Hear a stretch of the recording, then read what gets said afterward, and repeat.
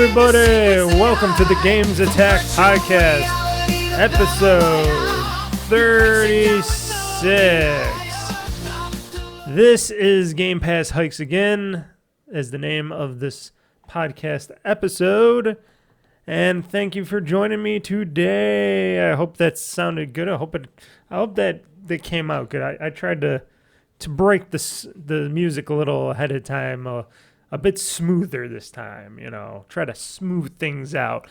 So this is a video game podcast that I do audio and video of. You can get the audio version on Podbean and any podcast app that's still available out there that you just type in the GamezAttack podcast and it'll come up. You can also get this podcast on YouTube if you want to watch me just sit here and talk.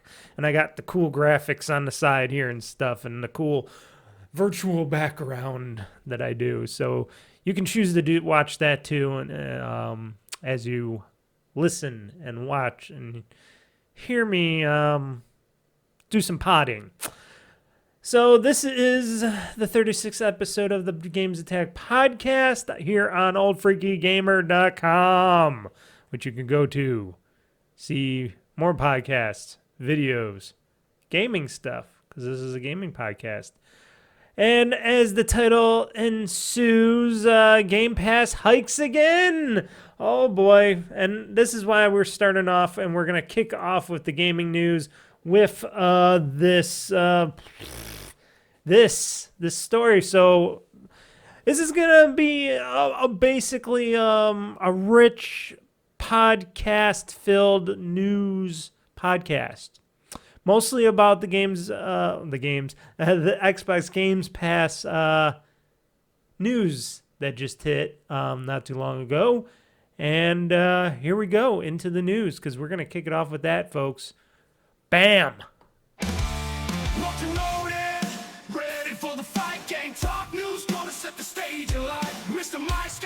That's right.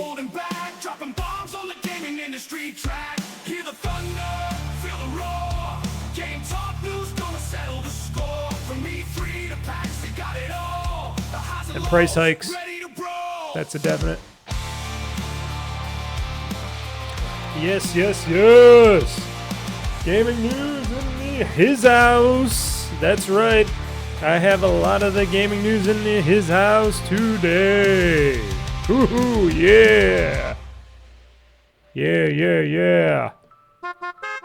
Enjoy it. Yeah. That's a good game. Knock, open up the door. Oh, yeah. Just laying out all the bumps right now. Wait, there's one bump I didn't see. Oh, where is it? Oh, here we go. Cartman. Dude, go fuck yourself. Yeah, there we go.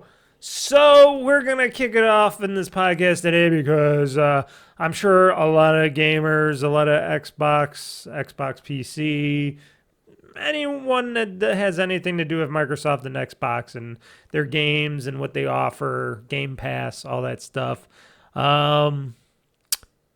probably are going to be confused again. They're going to go, what the fuck? Oh, more prices. Where's the new games? It's going to be that whole spiel.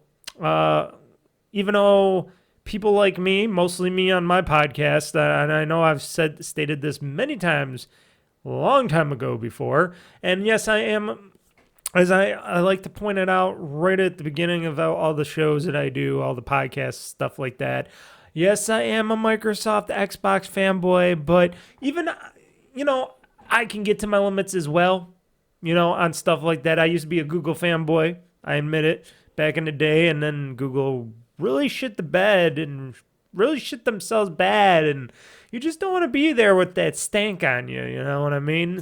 And Microsoft, they've been going up and down, and now it seems like they're just going for the profits, and I'm wondering what's happening, but I did, like a lot of people, warn that there would be, and even Microsoft, even Phil Spencer stated a while back that there would be adjustments in the Game Pass subscription-based services, and that there will be eventually higher prices, higher tiers. Everybody's doing it. Any subscription service that you might belong to or once belonged to, or if you're never been interested and you stayed away from all subscription services, I have to give you a little clap there that you actually stayed away from any of that stuff. The only subscription service I have left is probably Game Pass Ultimate. And as for me as a consumer or customer and a subscriber to Game Pass Ultimate,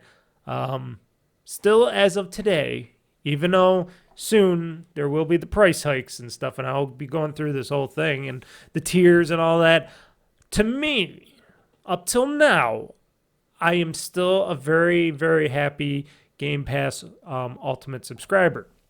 And I still think it's going to be worth the money going forward, even though the sales tax and stuff. I still believe for someone like me and the amount of money I'm going to save on games, especially games the games that I know I'm going to want to play going through the future and stuff, I'm going to save some money on. And I'm going to go through everything, and I am going to explain it in layman's terms to anybody and everybody out there, so you're not as confused. Even I had to read through this a little bit to make sure that everything was I can't even speak myself. They were up and up and all that. There we go. That's better than I was going to say the pro quo thing, because I couldn't say that. But yes, Microsoft and Microsoft's division, Xbox division, is raising prices, and they're, we've seen this on the Sony side. They raised the prices of all their tiers dramatically for all those many tiers that they have over at the PlayStation Network, or what do they call it? It's called the, what is that? Oh, it's been so long since I've been anything Sony. Even what is it? I know it's the PlayStation Network, but what is their subscription service called? PSN subscription? The Plus subscription, isn't it just called PS Plus? Yeah, I think it's just their PS Plus subscription services. They hiked Nintendo, I think, hiked only because they added their weird 64 Nintendo games and such, so they hiked that part. And then, of course, you got all your streaming services from Netflix, which is the biggest hiker of pricing for stuff, and, I don't subscribe to any of those. I even quit Amazon because I used to be a big Amazon Prime guy, but then, the price just kept going up and up and up, and I'm like, well, I buy enough from Amazon when I need to buy stuff from them that I get free shipping on my shit already, and I'm not in a hurry to get my shit because it's not like they ever gave me my shit second day anyways, or same day delivery, or any of that stuff that they would try to promise you for Amazon Prime. So I said to myself, instead of spending $100 and something a year, which I don't even bother using, sure, I like their photo backup service that they have on Amazon, but I'm like, how long is that going to stay till they decide to cut that? Like they've been chopping down the music and all that, and you can't back up your music and all the other services that they used to offer you, and then they kept cutting back and charging more and more. I was like, and then the final straw was, our Prime Video service that you would get with Prime because you're a loyal Prime subscriber. Oh, we're going to charge you an extra, $3.99 if you don't want our stupid ads? And I'm like, okay, whatever. If I really am interested in your shows, Amazon, I will wait till they're first all out, or two, I'll wait till they go on Blu-ray and I'll just buy the seasons on Blu-ray, because usually I know I'm going to like their stuff. Like the recent The Boys episodes, or season 4 of The Boys, which just started and stuff.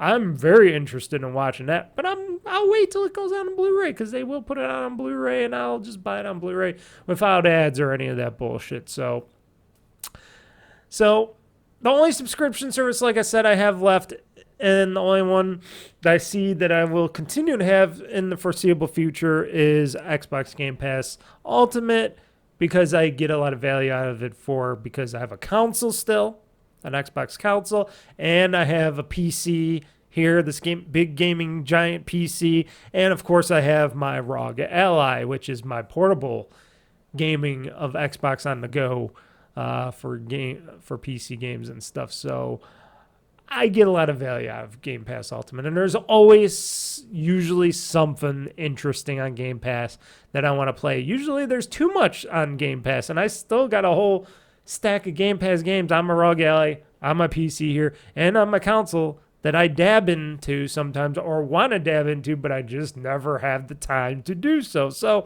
for me, yes, even though it was like, what am I paying right now? I'm paying like 16 something a month, maybe 17 because of taxes and stuff. I never have a problem with that. And I said, shit. If Microsoft was to raise Game Pass Ultimate, see, I opened up my big mouth before, many times before. If they were to raise Game Pass Ultimate up to $20, it would be still worth it. Now, if they were to raise Game Pass Ultimate beyond $20, I would be starting to question that. And then if they went any higher than that, I would be like, no, bye-bye. Even for that, I would say goodbye, because then it would be too much for even little old me to want to do. Even though, shit, I'd be getting a lot of games a little cheaper, but sometimes you got to cut that thread and say, is it worth it?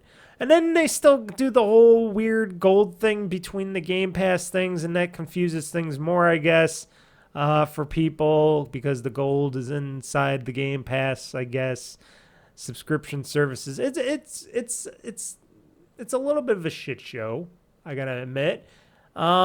And changing like the name of the tiers and what they do and what's gonna happen going forward, because I know they were trying to remajigger things in the back end for Game Pass, all the subscriptions tiers that Game Pass has, which I keep saying, you guys at Microsoft, that Xbox part, or whoever does this bullshit tier thing, you can make it a lot simpler. You do not have to complicate things. And yet, it seems like they still kind of got it all complicated a little bit, just with the naming. And I'm not saying for people like me, or maybe you, if you're one of those avid people that know the gaming industry and you know about, these subscription services and tiers and stuff. But there's a lot of people that just want a game online, maybe want to get a few extra games on the trial later, and they don't want to pay for them as much as, as they might be, and they don't understand any of this shit, or they're just really not into this subscription thing, and they don't get the tiers and all that stuff, because it's, why do you got to have like all these separate different things just for basic subscription services? Well, we're going to break this stuff down. We're going to break down the tiers. We're going to talk about this a little bit. So, and this is they've been doing this is quietly, because I just found out about this today. So it must have been like earlier today, maybe late last night. Let's see here. This came out 6 a.m., this article here. So it had to be like overnight. So, and even in this article, they say Microsoft has quietly revealed it would not, it would be doing this stuff. So the biggest thing is, how about your day one games on Game Pass? Stuff like that, like the new Call of Duty Black Ops 6. Well, because they're changing shit around and they're changing names, and Game Pass, what is it? I'm trying to look. Game Pass Council. Okay. So, no, wait. I'm trying to read here. Okay, so we're going with this stuff first. So basically, this is coming from Microsoft directly. Microsoft is raising the price of the Game Pass Ultimate subscription, which is my tier, from $16.99 to $19.99. Okay, so I said I was paying like $17 or so with tax, something like that. So to $19.99 a month. So that's $20 a month plus tax. Okay, so that's that's a bit of a chunk of change. If you're a person that doesn't play that many games and use Game Pass that much, that might be a bit much for you. But that also comes with, like I said, it's all for Xbox, PC, game online, for online, all that stuff, day one games, stuff like that. So $16.99 to $20 for Game Pass Ultimate. That's the highest tier in the US. It's also replacing its more basic $10.99 Game Pass, Xbox Game Pass console tier with Xbox Game Pass Standard. So they're getting rid of Xbox Game Pass console tier, or the console tier, and they're going with Xbox Game Pass Standard. And it's going to be $14.99, so $15 plus tax. And it's not going to include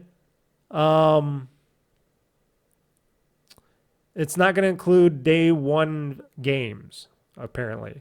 Beloved day one release feature of games. So specific entries. So there's going to only be specific entries to the Game Pass Ultimate Library, access to EA Play, Xbox Cloud Gaming, perks, quests, and discounts on games in the Game Pass library. So it won't include any of that stuff for the $14.99 for the standard, Game Pass Standard. You're only going to get the basic games that they'll switch up, all the time, and it's not going to include, like I said, the day one games for $14.99. So $15, you don't get day one games. That sounds a little harsh to me. That seems like it, especially when I read the rest of this stuff.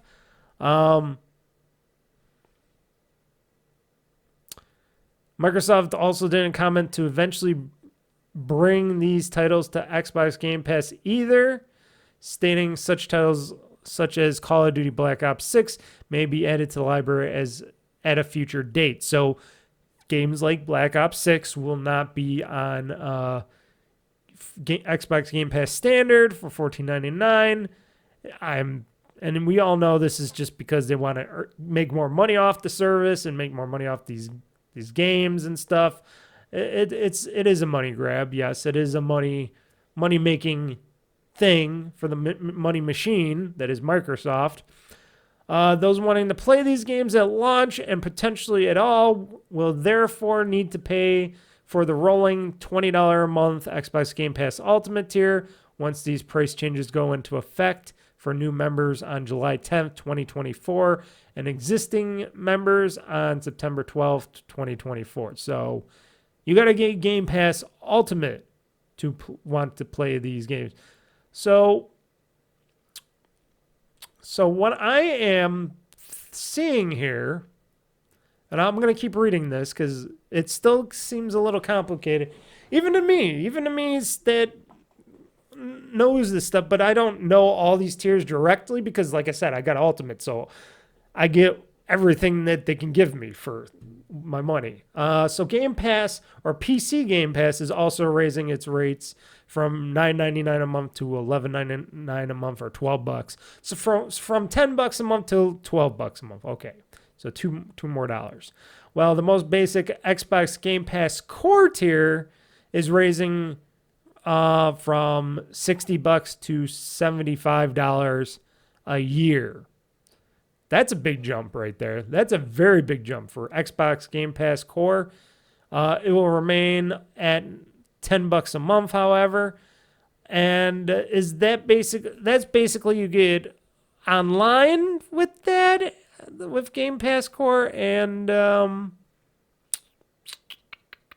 online and the core Game Pass games. Is that what that comes with? So standard Game Pass. What? See, this is where I get a little confused. So Game Pass Core, which is supposed to be their most basic tier, because I even have it on my little list here. Got Core, Standard, PC, Game Pass, and Ultimate. So, okay, it will remain $99. Finally, Microsoft will only allow users to prepay for Xbox Game Pass for console up to 13 months going forward. Users with more months than 13 months already paid for will not be affected. Price increases will go into effect worldwide with a full list of affected countries and specific changes in local currencies. And I am going to click to see if anything. Ultimate Game Pass Core. Nope, that's something I don't give a care about. Ugh. See, it gets a little confusing with this stuff. So hold on one second, because I'm trying to figure out something else here. So I'm looking. So you got Game Pass Core. So does that mean they're getting rid of?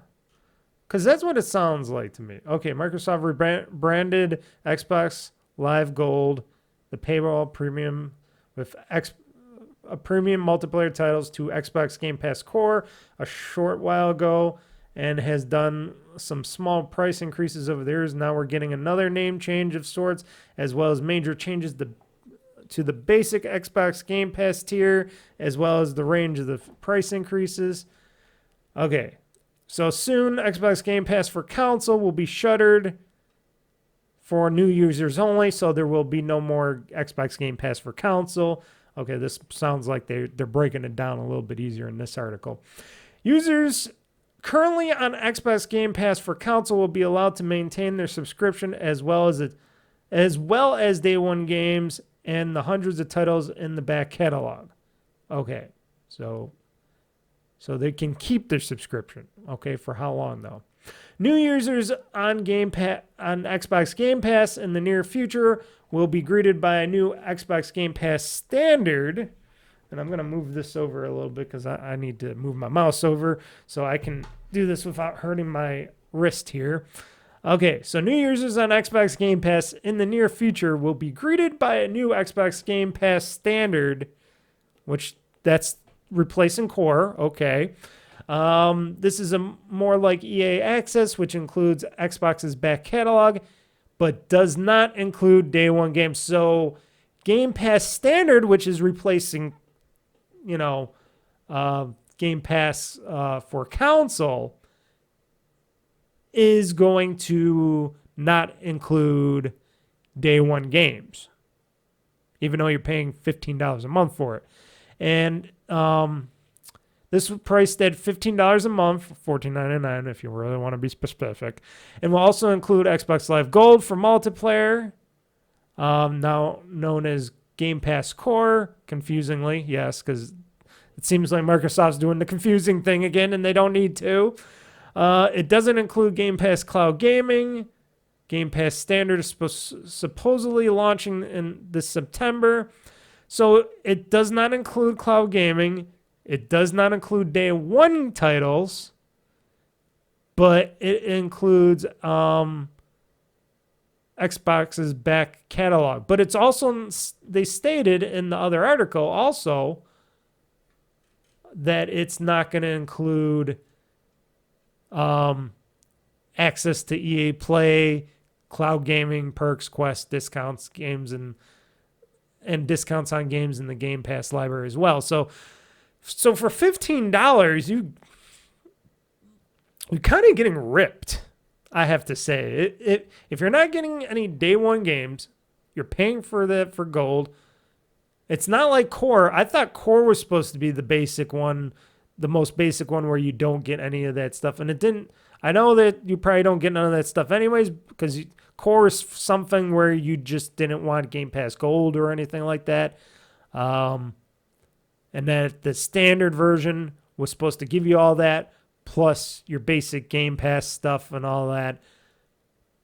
But all that's changed, and you're not getting any of that stuff now. So basically, and I have to admit, if you're an Xbox gamer and you just play on your Xbox and you want Game Pass and you want to use it for everything and get your games and day one games, for $15 a month, you're not going to get that. You'll get your access to online and stuff like that, but you'll have the back Xbox's back catalog, which it's got a lot of games on it, and you don't know what other games are going to be going on that back catalog or what's going to go on that catalog in the future, especially when they said you're not going to be able to get stuff like Call of Duty on that, the newest Call of Duty Black Ops 6.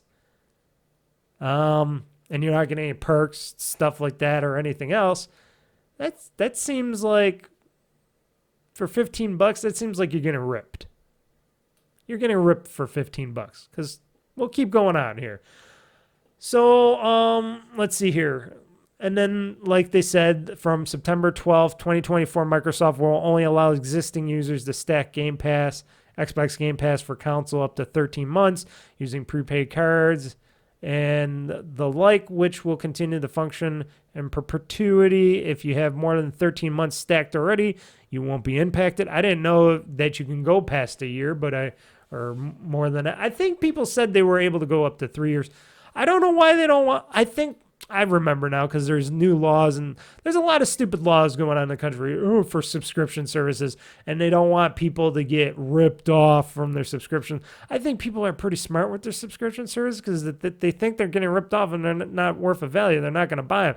But if people want to stack cards and stack their subscriptions, they should be allowed to. But because how things go in this country, Microsoft's like, well, we don't want you to stack those up, so you're going to have to pay. Okay. Anyways, we'll keep going here. So this is mine. Xbox Game Pass Ultimate will not be changed because we get everything in Ultimate because that's why it's called Ultimate, except the price is going to increase. So like I said, you will get all PC Game Pass, day one games, hundreds of the games in the back catalog of titles, as well as cloud gaming, EA access, all that stuff, all the perks, all the extra stuff. But it's getting a price increase, which is going to be $20 a month. They state that right now you can stack 3 months of prepaid cards with a 33% discount on current pre-increased pricing at CD keys. Okay. I just pay per month. I don't stack anything. I'm just a subscriber to Game Pass Ultimate. I don't do cards. I just go through Microsoft. Sure, I could save some money, but I don't want to hassle with that anymore.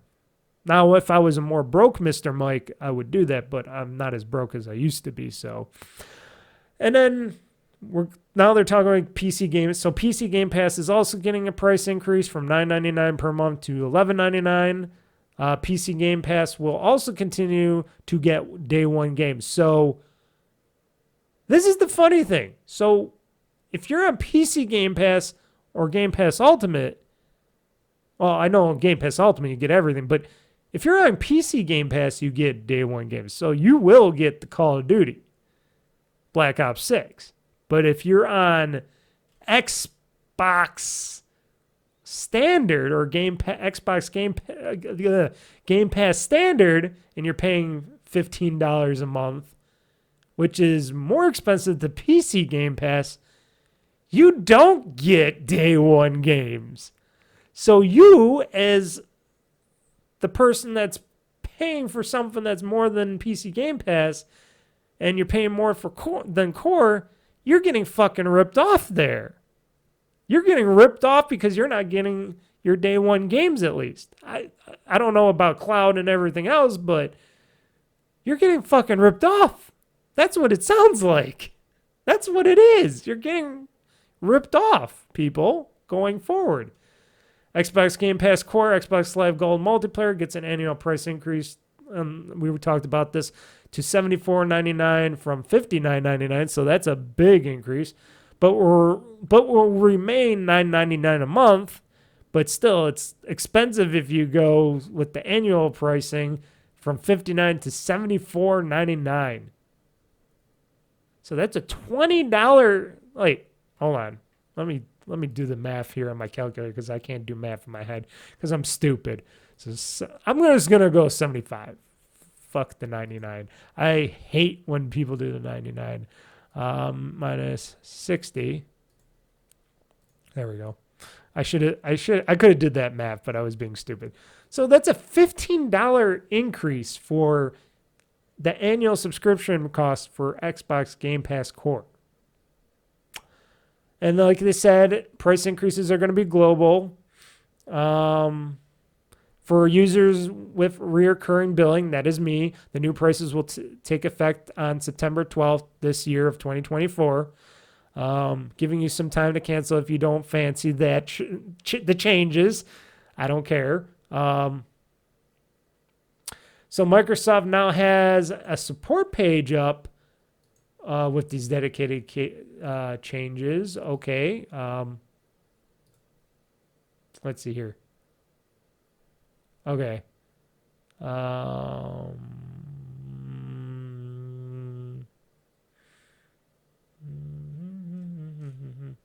Okay, so they do have a whole stupid page here with some facts and stuff like that.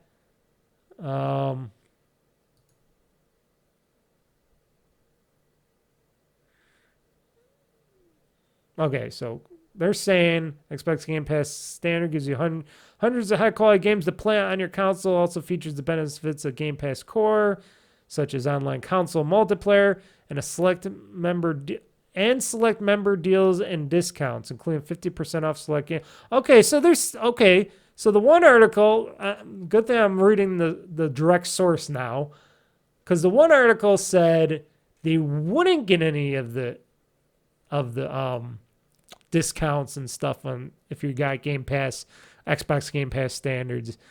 But here on their page, it says you still will get select member deals and discounts, including 50% off of select games. So you get that stuff if you're interested in that stuff, but it still won't include games released day one. But if you go and you get, do they have PC Game Pass here? I'm not seeing PC Game Pass here. How is Xbox Game Pass Standard different from Game Pass Core? Xbox Game Pass Standard includes all of the benefits of Game Pass Core and has hundreds of games available for members to enjoy. Okay, that didn't make any more sense. Okay, how is Xbox Game Pass Standard different from Xbox Game Pass for console? Unlike Xbox Game Pass for console, online console multiplayer is included with Xbox Game Pass Standard. Okay, so I guess you get online multiplayer included, so it's the new gold. Okay. The Game Pass Standard library includes hundreds of high-quality games, but you're not getting day one games. But if you get PC Game Pass, you will get day one games. It says. So if you got PC Game Pass, you will continue to get day one games. So for any of you that enjoys getting and playing Xbox games day one, you have to have either PC Game Pass, which you can only use for PC, mind you, or your ROG allies, or you got to have Game Pass Ultimate, which that means you get everything.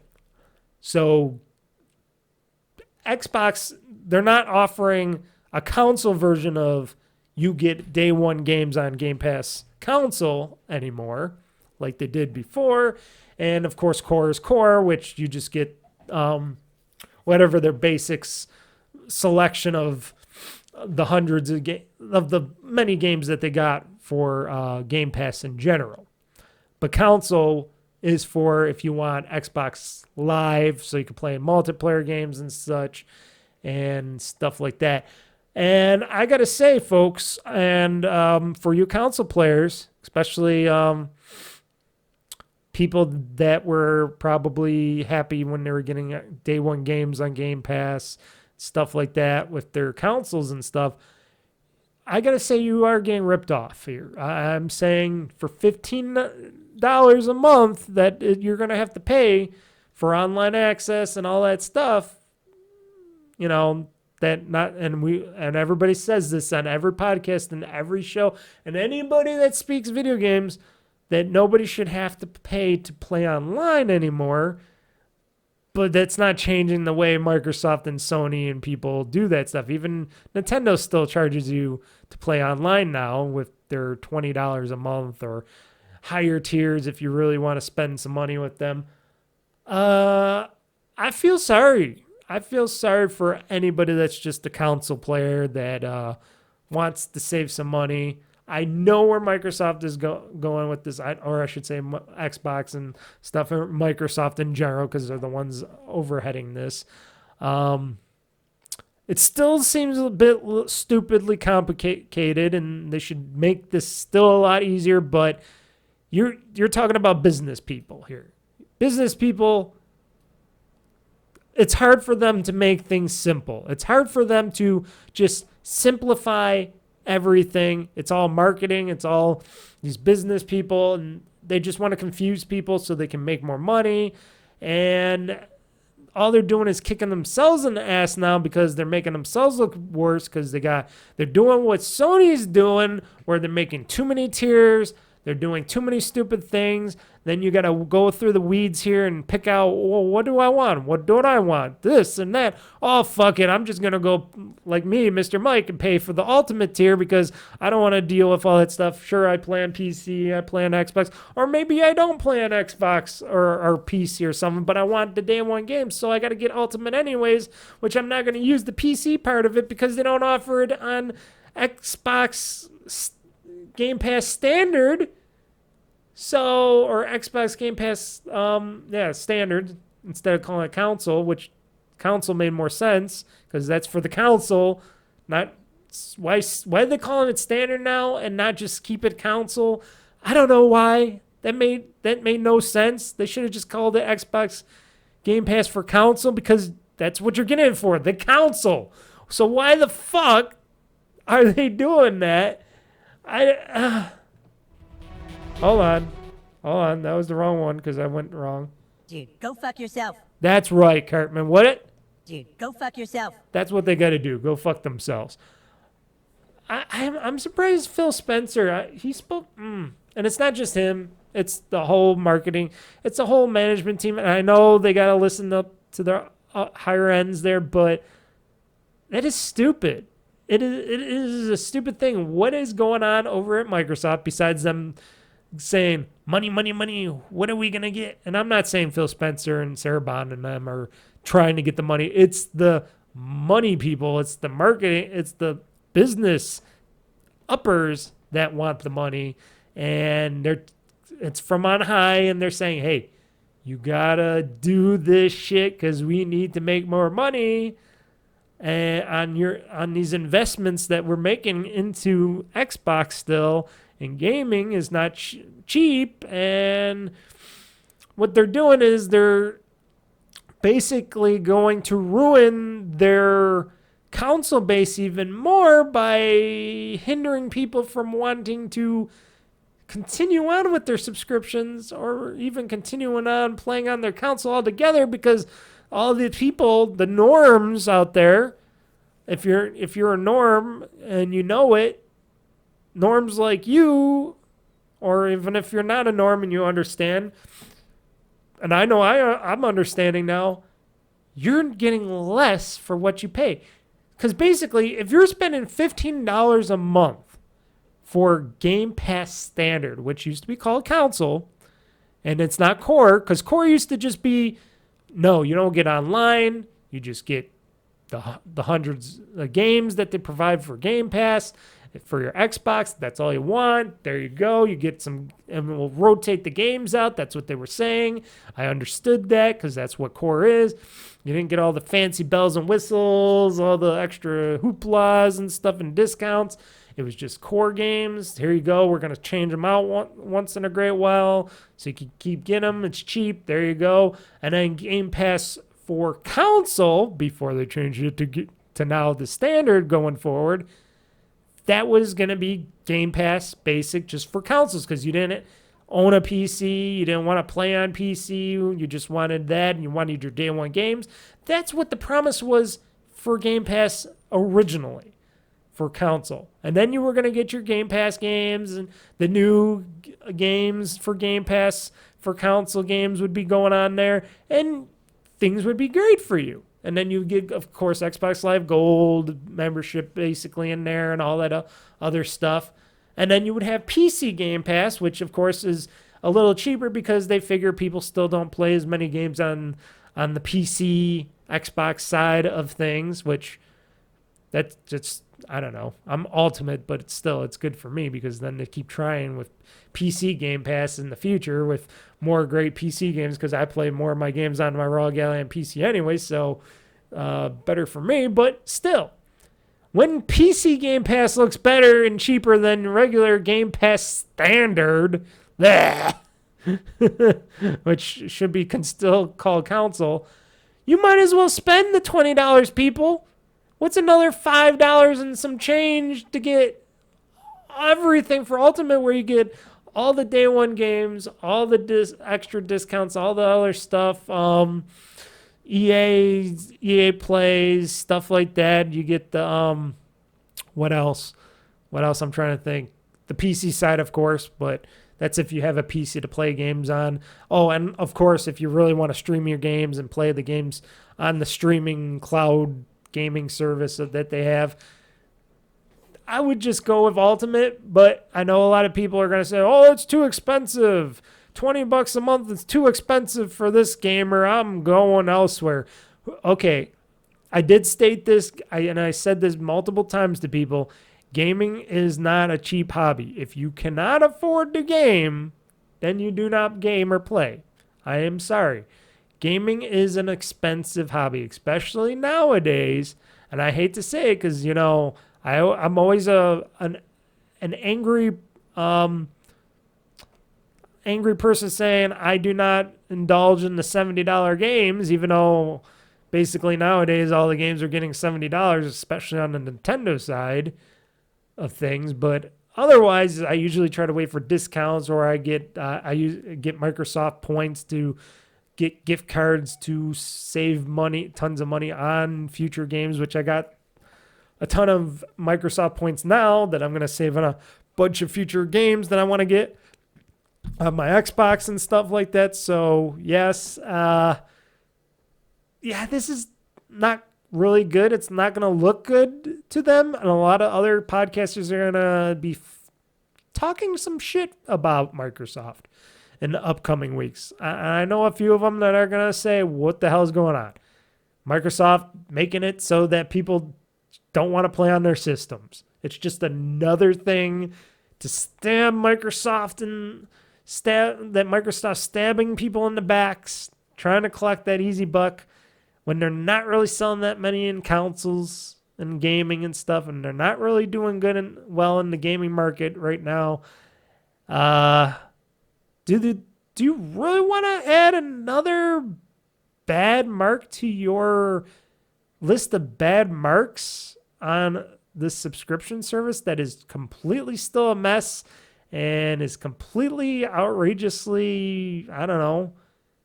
I'm not going to say bad because, like I said, core is okay. Core is still core.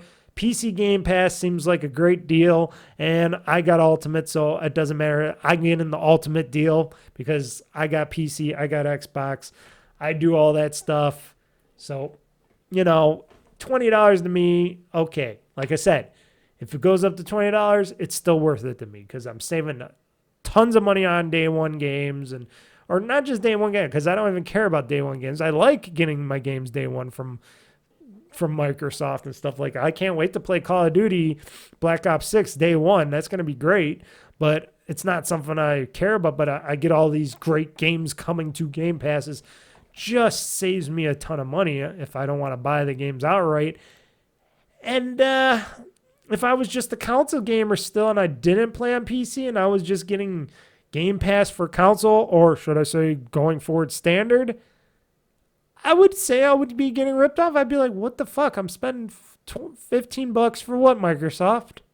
For what? Because I can play online still? Because that's what it is basically they're saying. You're just for Xbox Live Gold. Something that they'll never get rid of because it's still stuck in the core heart of Xbox. Till this day.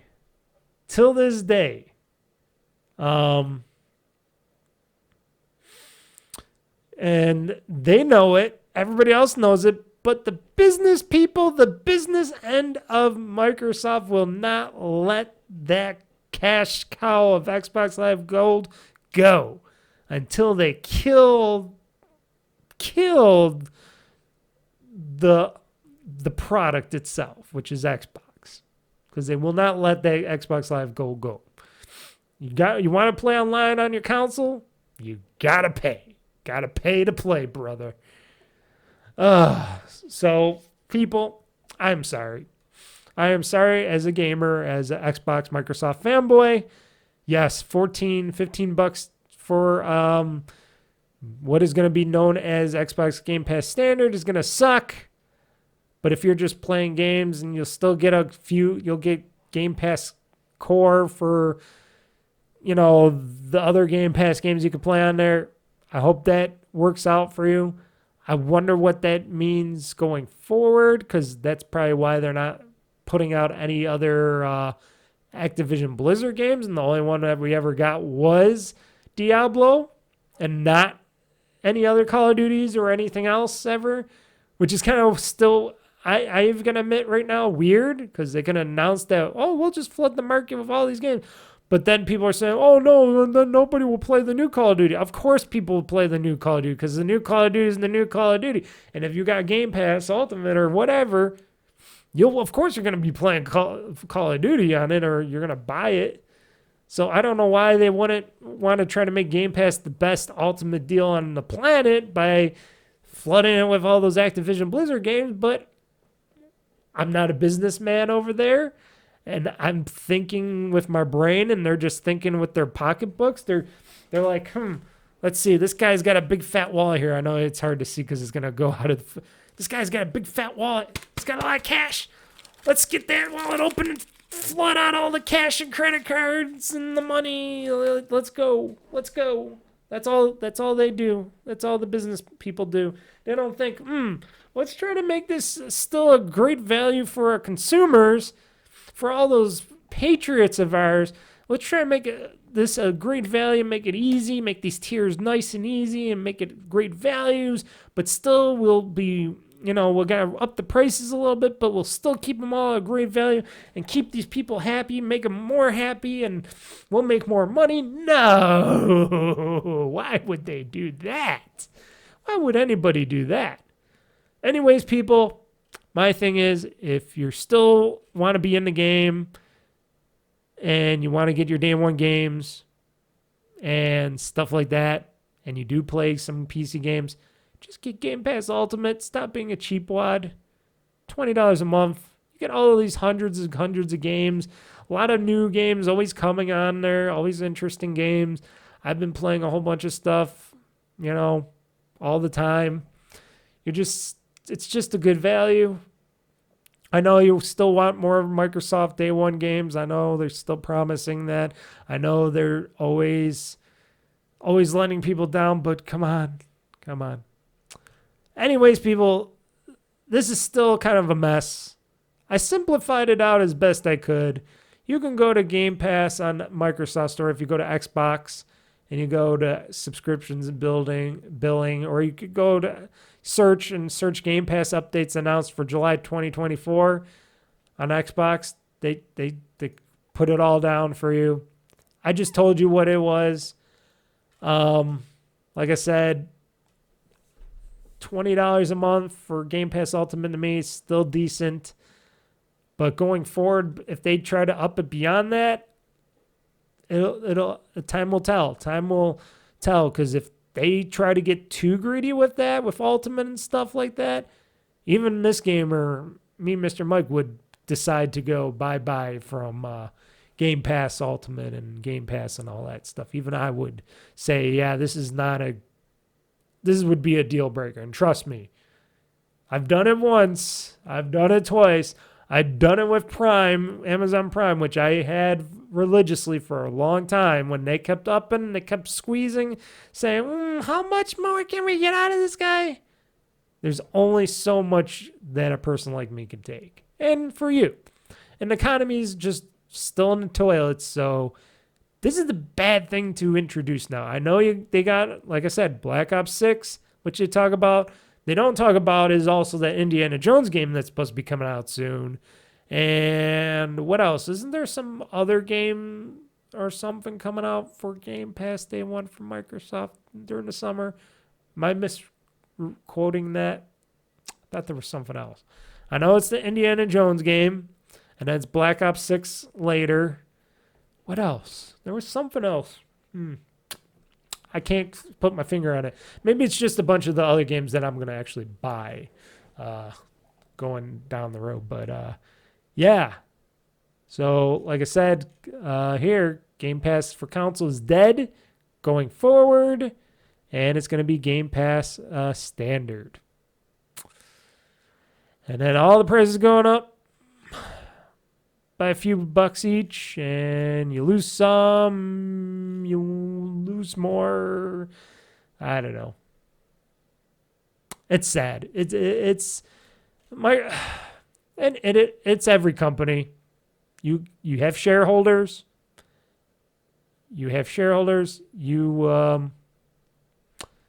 They make companies suck. They make corporations suck. Shareholders, stock market always fucks up. Always fucks up a lot of stuff. Corporations, and how they do business. If they didn't need shareholders and stuff, maybe you wouldn't have this stuff too much. Maybe things would be better. But that's not how the world works. So let me know, everybody, by commenting under this video. If you're watching this video on YouTube portion of this podcast, comment below and let me know how much Xbox Game Pass is going to suck for you. Or let me know if you're going to keep Game Pass Ultimate or Game Pass for formerly known as console that is going to be standard, or if you got PC Game Pass, or if you're just rocking core, baby. I would like to know. Let me know below, or email me at OldFreakyGamer@gmail.com, or tweet me. You can even direct message me on Twitter. My Twitter handle or X handle is at OldFreakyGamer. And you can always find that information out also at OldFreakyGamer.com, which is my website. So, yeah. Business people trying to make more business. Ruining the lives of gamers everywhere. But like I said, gaming was never cheap. And it's still going to continue to never be cheap. It's an expensive hobby. Expensive fun hobby. For me. I know, I spend hundreds and lots of money on games. Yes. Okay, let's continue on with the Gamez Newz, though, shall we? For you people that are still going to stick with Xbox Game Pass, they just put out a whole bunch of games for July of 2024. The Wave 1 lineup, as they called it. Some of them I actually played, or one of them I actually played as well. Kicking things off, this was before the 4th of July, so this is before then. This was Typhoon Studios 2020 action-adventure Journey to the Savage Planet, which you can play on via cloud, console, and PC. It makes a return to the Game Pass library. Also on July 3rd, from Fair Play Labs, Nickelodeon All-Star Brawl 2, which I will have upcoming. I think this Wednesday upcoming. Don't quote me because I'm doing this video ahead of time. But this upcoming Wednesday, I will have a Nickelodeon All-Stars Brawl 2 Let's Play, which I will be playing some Nickelodeon All-Stars Brawl 2. You can play it on the cloud, console, and PC, which hits Game Pass. At first, I was like, okay, this is a big ripoff of Super Smash Brothers. But then it seemed like I kind of liked it a little bit. I'll talk more about it later when we talk about the games that I played in the past week, because I did play this. But I got my notions on it. We'll talk more about that. On July 9th, which that was yesterday as I'm recording this today, July 9th, Big Ant Studios, Cricket 24 for cloud, console, and PC. So if you like the game of cricket, you can play it. Okay. I don't know how many people want to play cricket, but okay. I'm sure there's somebody out there that wants to play some cricket. Also on July 9th, Color Gray Games 2022 point-and-click detective adventure game, The Case of the Golden Idol for cloud, console, and PC. Moving on, Angel Matrix's first-person action game, Neon White, cloud, console, and PC, hits Game Pass on July 11th. That's tomorrow as I'm recording this. Neon White returned an 8 point. Okay, that's just something else. So it's part visual novel, part lightning fast first-person platformer. Oh, okay. Got you.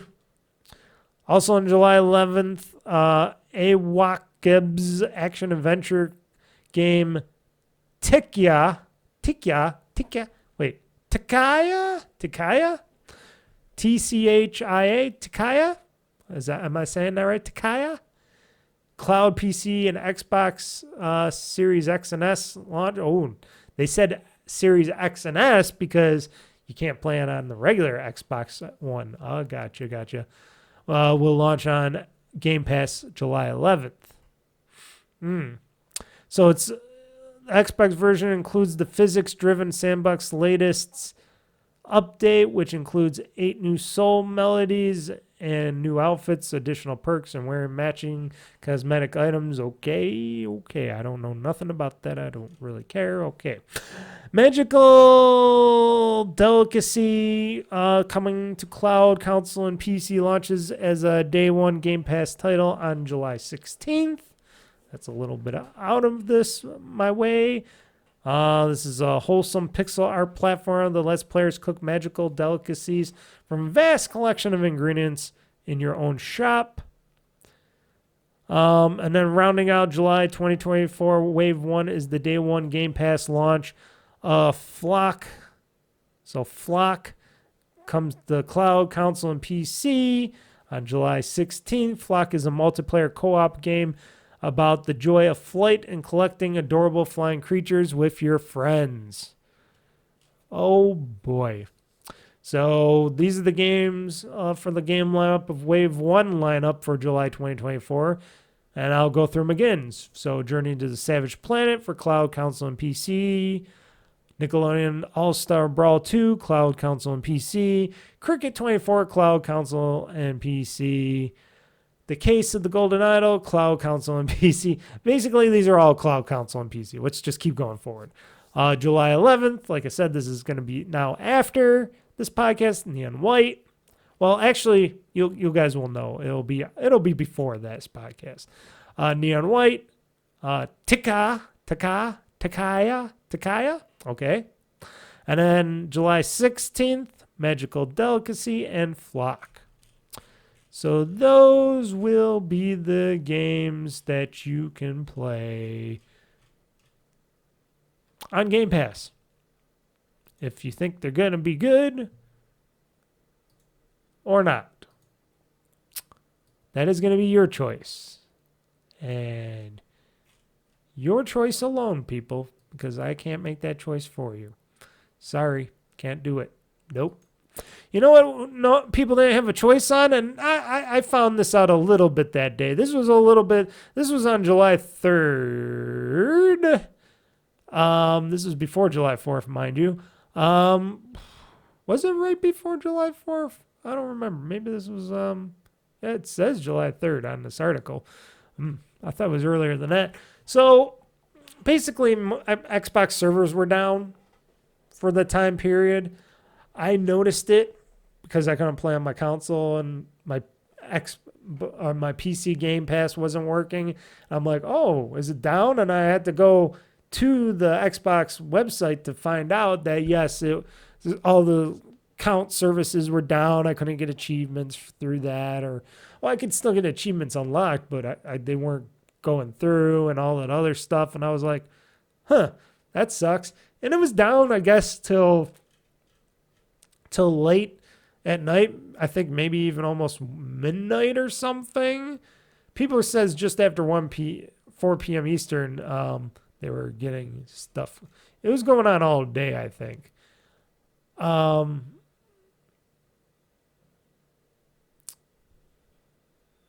Let's see here. Okay, July 2nd. Okay. I thought it was July 2nd or before July 3rd. I was like, wait a second. It couldn't be July 3rd.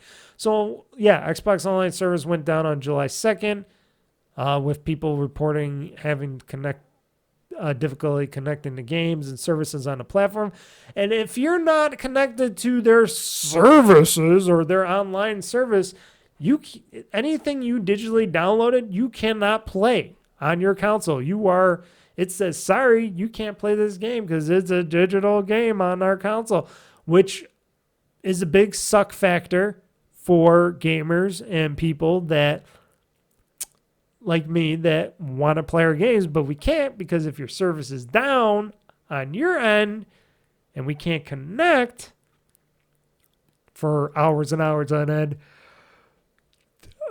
that's one of those downfalls of digital games. And it could get worse, people. It could get worse because this is something that Microsoft's been they've been having some outages here and there. I don't know. I'm sure Sony does too, but Microsoft's it gets a little bit more annoying when they have their outages, I guess. Luckily, though, I was able to play my PC Game Pass games offline. The trick was, and I'm sure this is the same trick you can probably maybe use on the console. Don't quote me on this. But if you unplug your console from its Ethernet jack, because who uses wireless Wi-Fi for their consoles to play games? You're a monster. You guys are monsters playing your games, online multiplayer games with your consoles. If you're using a wireless connection, you are a freaking monster to me, and I hate your guts. You guys are evil, evil people, and you should be plugging in. You should be plug in that Ethernet jack.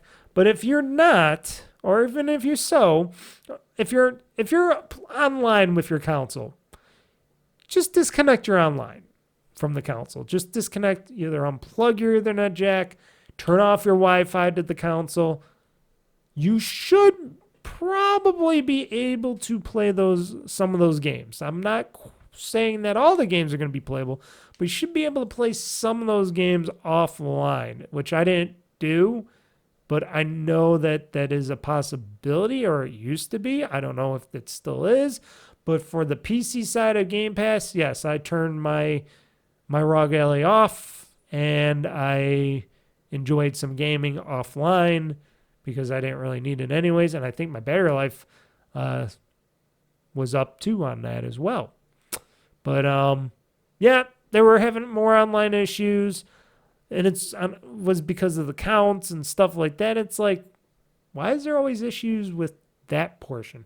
Why can't it be issues with other different stuff? Why does it always have to be the parts where a person like me wants to do some gaming and you're not letting us do our gaming because that part of the service is down?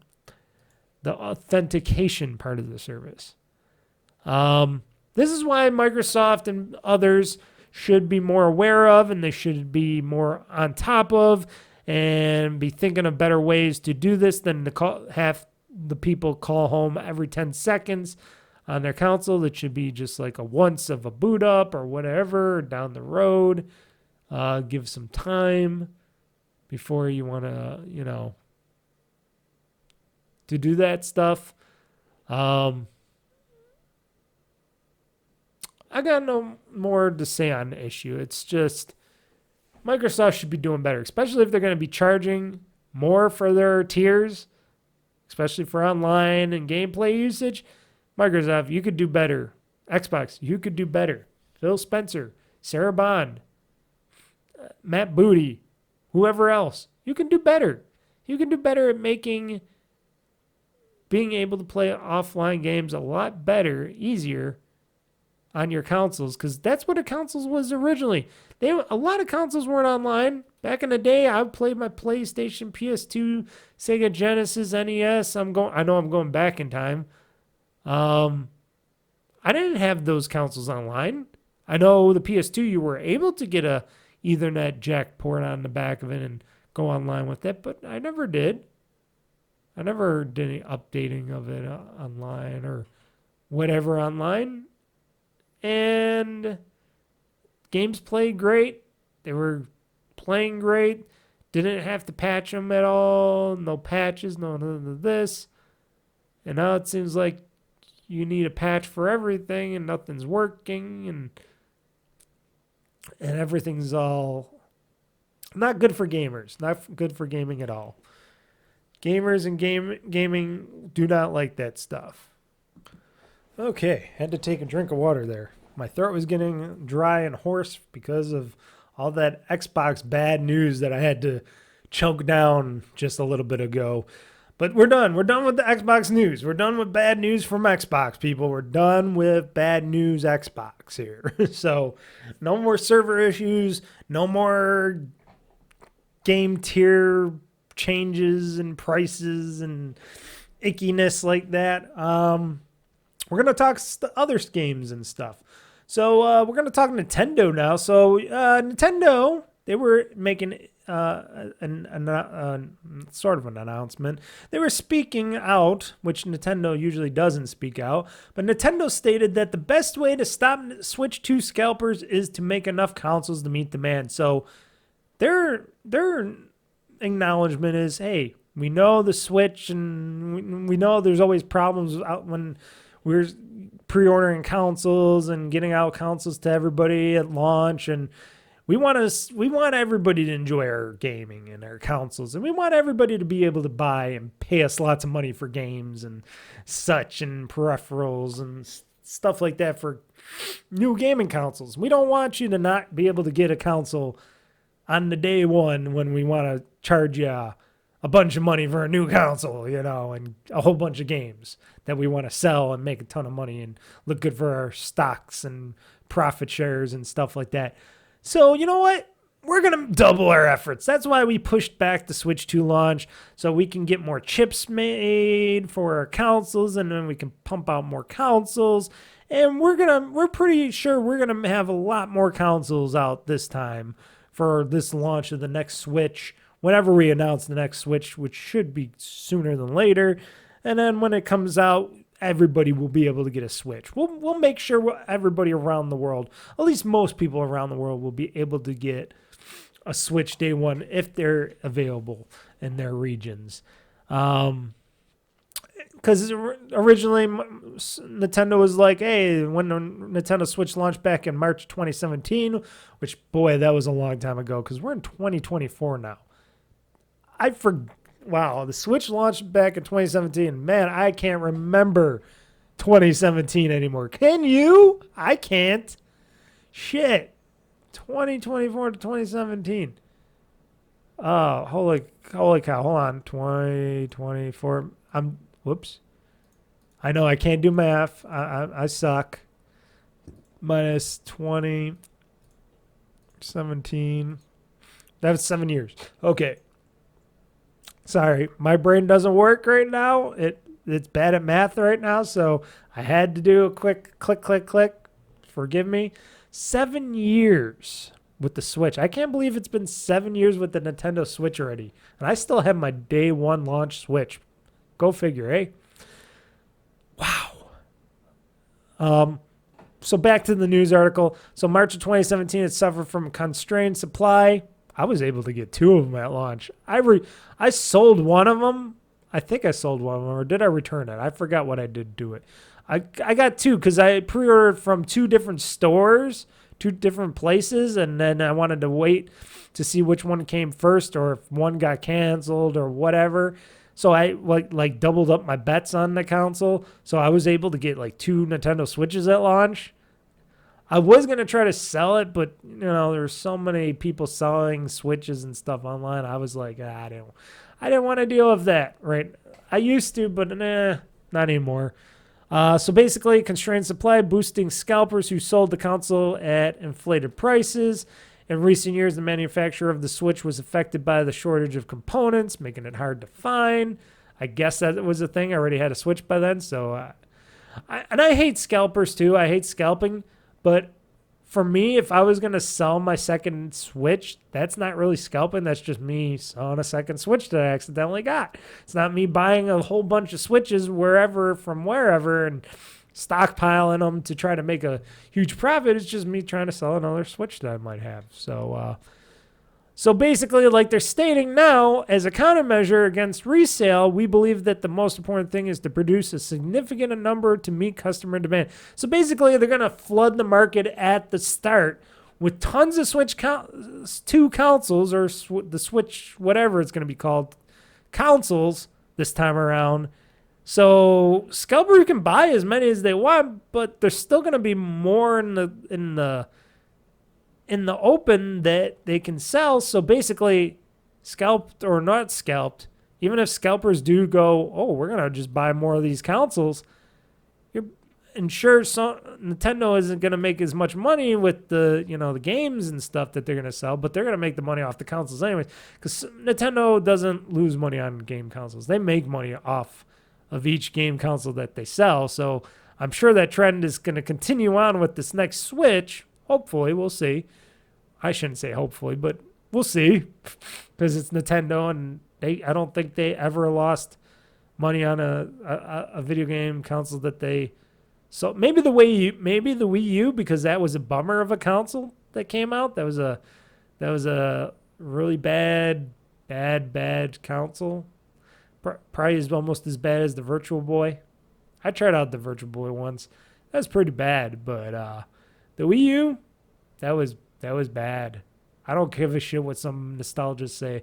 That was a bad console. I tried playing that at a kiosk once, and I touched the gamepad. I'm like, for the first time, I'm like, wow, this is a cheap feeling piece of plastic crap.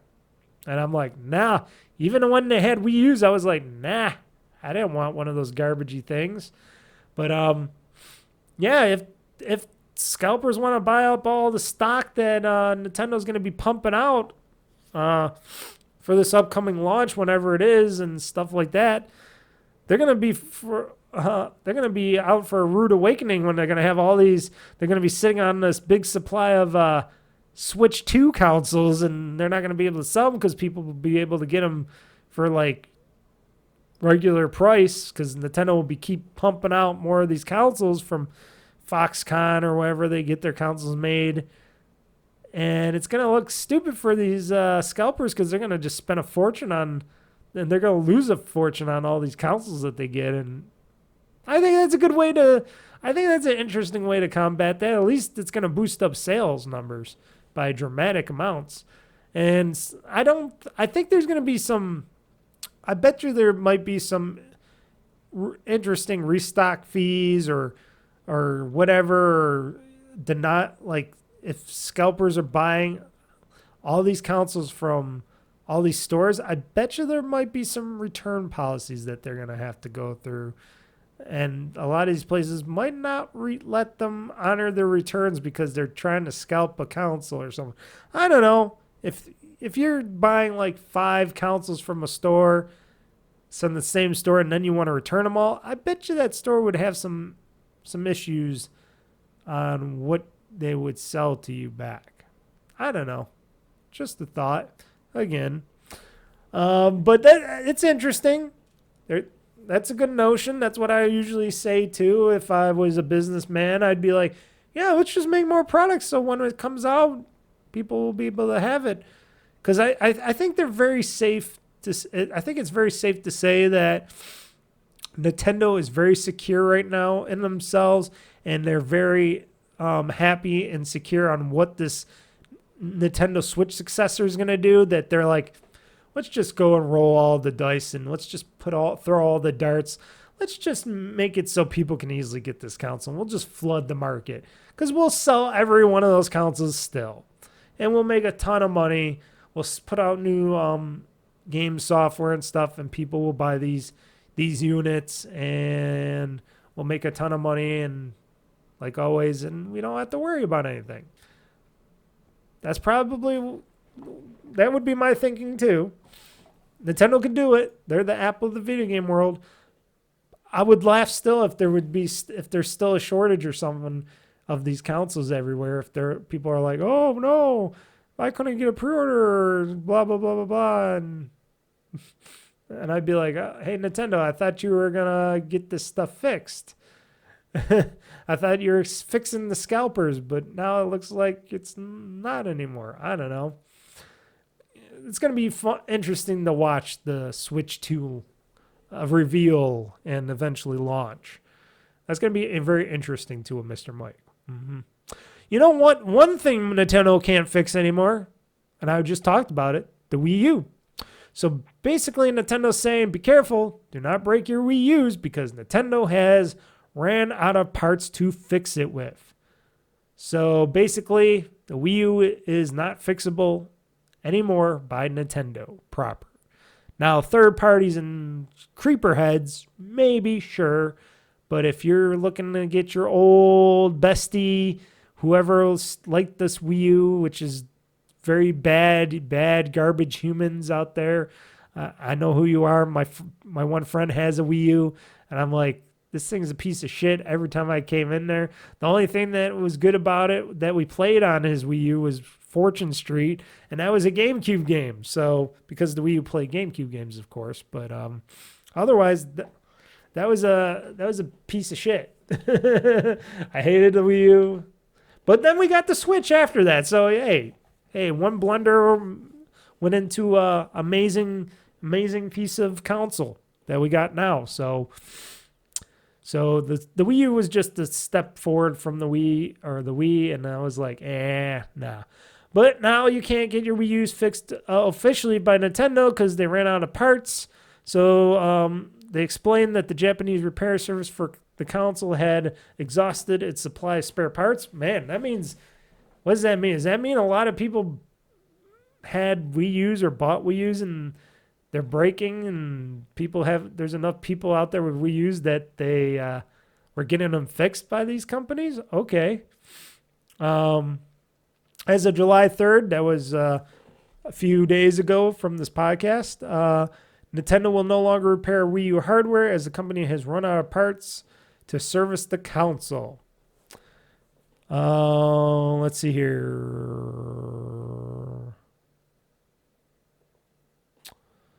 The Wii U underperformed for Nintendo, eventually ending its run with 13 million console sales. Yeah, that was horrible. In comparison, the Switch has done much better, as it sold over 141 million units since its debut back in 2017, 7 years ago. That's not to say that there still isn't some interest in the Wii U, because there's some crazy fuckers out there that like it. Back in September 2023, someone found one at their local retailer and bought it. Now, mind you, if I found a brand new Wii U somewhere at some little mom and pop shop or retailer, I'd probably buy it too. Even though it's a piece of garbage, but I'd buy it too because it's nostalgia.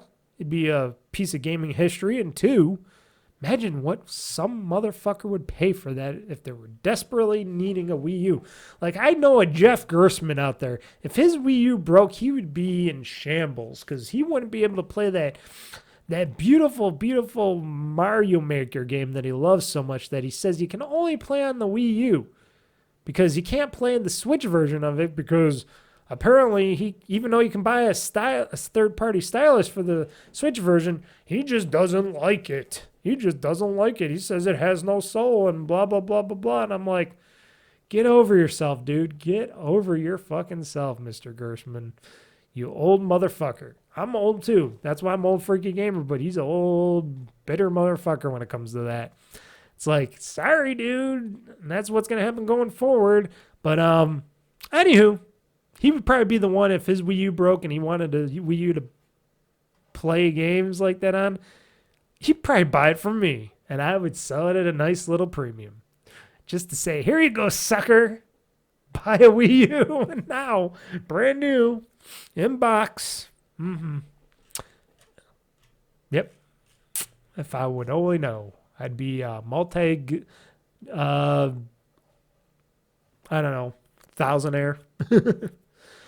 So there was, and we heard this many times before, there was supposed to be some GTA 5 Trevor DLC. I didn't know what it was until they were talking about it, but it was supposed to be a DLC for Trevor, which we all know Trevor. He was the best of the bunch. You had Trevor, Michael, and what was that guy's name? Oh, shit. I forgot his name. And I don't want to sound racist, but it was the black guy. What was his name? I'm seeing him right here. What's your name, boy? What's your name? I know. Shoot. Oh, what was his name? Because I never cared for him in GTA 5. Oh, Michael, Trevor, and not Lincoln. Oh, shoot. What was his name? See, because he was so not a good character, you just don't remember. Franklin. Finally, I was thinking Lincoln. I'm like, Franklin. There we go. Michael, Trevor, and Franklin. Trevor was the best of all of them. He was crazy, crazy, badass, out of control, very bad, dark motherfucker that just was trailer trash up to the eyeballs, was the craziest, best character to play. Michael was okay. He had his family issues with his wife being a slut and his daughter being a slut, his son being just a fat, smoky, dopey hoe that would probably, his heart would give out in no time because he didn't know how to exercise. There was even a mission where you had to bike ride with your son in that, and your son would be like, oh, no, Dad, I can't. Oh. And he was going to keel over. Yeah, but Trevor was the best of all of them, and he was going to get a Trevor-focused DLC was supposedly be in the works before the whole GTA Online thing took over and killed all that. And they were in the middle of it because the voice actor for Trevor, which is Steve Ogg, which you would know him also as the guy in The Walking Dead. He was the right-hand man of Negan. He was pretty badass in that too. I like his voice. He's got a crazy voice, that Stephen Ogg. Apparently, he says he recorded lines for the expansion in which Trevor was supposed to go undercover as like an agent. So it's going to be like Agent Trevor. That would be fucked up crazy. That would have been cool. They said it was supposed to be really cool. Even the actor was saying, yeah, this was going to be really badass and cool, and it was supposed to be really a fun DLC based story about Trevor going undercover as like an agent or something, doing shit, being badass, and it was supposed to be really cool, and just they shut it down because in the middle of production because GTA Online was making so much money for them. They're like, why do we need to do this expansion if it's not going to make as much money as GTA Online? Which still puts me in a sour patch kind of a thing, because I'm like, motherfuckers, I would still like a Trevor DLC. They could still go back and make the rest of the Trevor DLC now. I don't know if Stephen Ogg has to get paid extra money or what happens with that stuff, but shit, Rockstar, you could make still some money on that before whenever your next GTA game comes out. You know, I know you're still making money out of GTA Online, but shit, man, I would love to have some of that DLC. And mind you, Rockstar and the Grand Theft Auto, they never really made any DLC. I think it was just the one that I got DLC. What was it? Was it for, I think it was for that, when GTA 4, with the Russian guy is your main character. Oh, what was his name? I forgot. Roman? No, that was his brother. Trying to think on the top of my head, but you played as the Russian guy in that one. That's when they made GTA look really cool after, San Andreas and all that. It was been a while, and then they made the new and improved look on GTA, and it was a Russian. You're in Liberty City. It was New York City looking and all that, and it was really badass. You got some DLC with that one. That one came out with some DLC. It came out with the biker DLC and all that, story DLC and all the other stuff. What was it, the Dark Angels or something? It was really cool. And I bought all that DLC and I enjoyed it. Even the Gay Pimp one that they did at the very end, and it was pretty fun. And I was looking forward to GTA 5 story DLC, but then they said when they canceled it, it was just like, you motherfuckers, because money's the first main object for them. Just like any of these big giant companies, they didn't care about the content anymore. Because if we're making all this money on GTA Online, that's why I'm wondering what GTA 6 is going to bring to the table.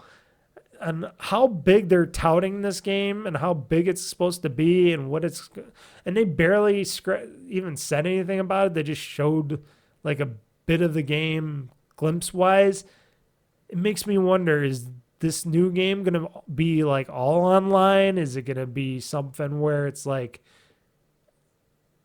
I said, all online, like one of those, like an MMO RPG-ish type of thing where you can go out with your own characters? Well, you're going to have the main characters, but you could go out and do stuff. Or is it going to just be the main game again like they did prior, and then that whole world is going to be the new GTA line down the road? What they're doing, because they want to make it bigger and they want to make it so that more players can play in the world. I don't know. It's going to be interesting. Is it going to have online? Or are they going to just keep GTA Online, and then the new one is not going to have online right out the gate? I wonder what they're going to do with that stuff. I have no clue, which is going to be interesting what their plans are when they go forward with that. But still, I would love that GTA 5 DLC, Trevor DLC, please. God damn you, Rockstar. You're always crushing our hopes and dreams for more great Grand Theft Auto content. Talking about hopes and dreams and teasing the next stuff from a studio, we got, Like a Dragon Studio, Yakuza and Like a Dragon Studio is teasing its next game already. And I knew this was coming up. So Ryu Ga Gotoku Studio, and I know I butcher that name all the time. I'm sorry. I'm so sorry. But Ryu Gai Gotko Studio is teasing fans about what's to come next for the iconic Yakuza and Like a Dragon franchise. So this is going to be like their middle game before they go to another major game, I guess, because I noticed they like to do that once in a while. They did it with the Ishin, then they did it with the man who erased his name, and then then they went from a smaller game to a bigger game. I like that. I want more Yakuza.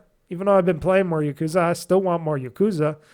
They didn't confirm anything. They just teased that they got something coming up soon in the works for more Yakuza. While RGG Studio did not confirm any specifics, the developer revealed that fans would be surprised by the next entry in the series. Surprise! I wonder what kind of a surprise they would do. What? Kiryu again? Oh, guess what, guys? He beat cancer, so he's going again. Woo! It's gonna be him or Hiroka and everybody else. Woo! I don't know. I still would want them to do another Judgment game, but I don't know if that's gonna ever come back. It seems like they're burying the Judgment series, which would be pretty sad for somebody like me that when I started playing, and I played both Judgment 1 and 2, and I loved both those Judgment games because they had their own style to them. They were still a fighting game style, but they were in the Yakuza universe or the Yakuza-verse. But it was a detective side with some ex-Yakuzas, and I loved finding out what the mystery was and all that. With Yagami and co. And I don't know what's happening with that series. I don't know if it's because the main actor I heard a lot of stuff because it was the main actor. It wasn't him. It was his handlers, should we say, his what are they called? I'm trying to think of what they're called. Not studio. What is it called? Oh man, I hate not knowing. I know what it is, but I don't know. They're the people. They're agents and stuff. Their agency. I'm just gonna go agency. Their agency was the ones that didn't want all this stuff, and they were being ridiculous with the actor and the characters, and those putting his likeness on the PC version because they didn't want a PC version of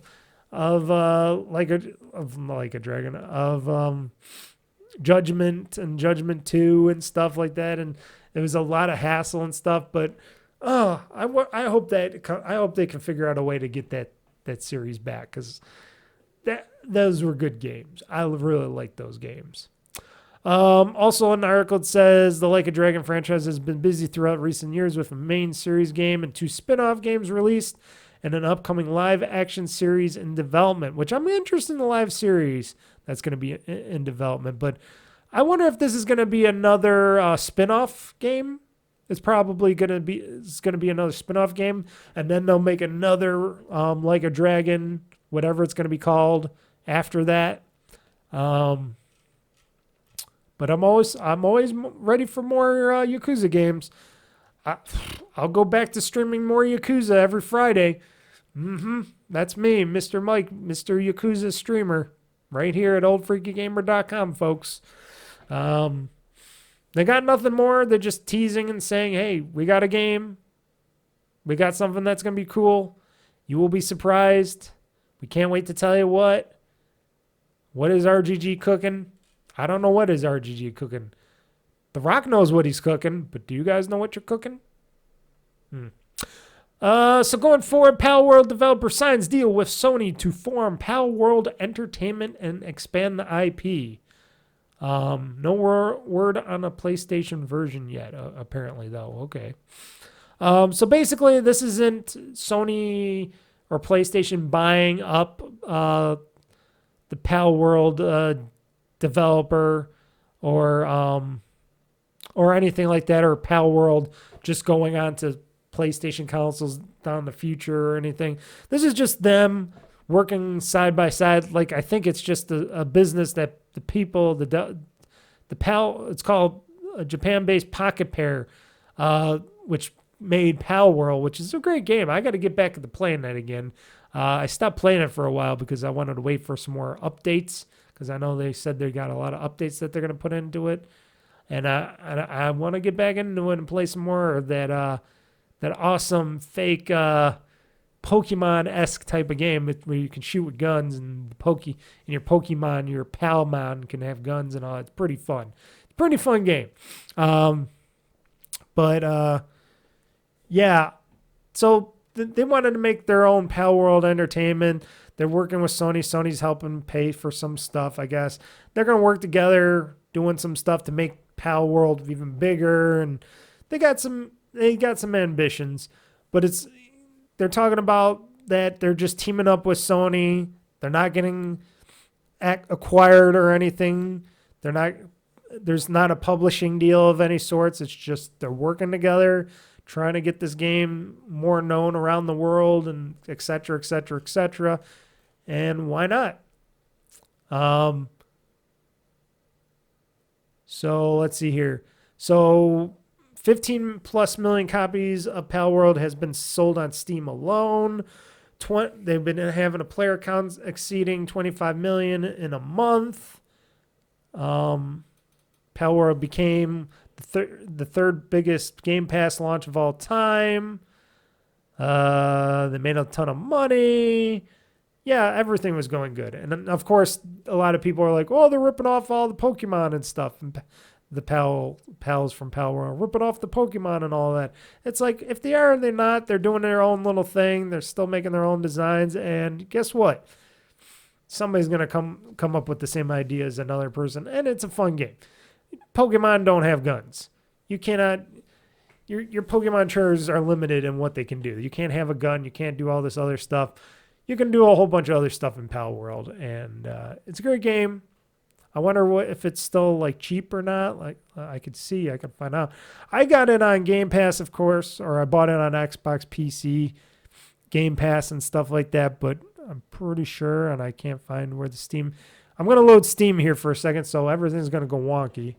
So just bear with me, people, because Steam is going to make everything jump. Okay, here we go. Oh, they still got the summer game sale on Steam? Okay. So let's see here. Pal World. How much is Pal World on Steam right now? Oh, they got a Pal World soundtrack for $5. It's only $22.49 for Pal World on Steam. Usually $29.99. So it's usually $30, but it's only $22.49, folks. So if you are interested in a Pal World, go for it, because it's cheap on the Steam. And I am shutting down Steam because I don't need it up taking away my cycles. I wonder what it's like on Xbox. It's probably not going to show the price because I own it, but I can try. Let's see here.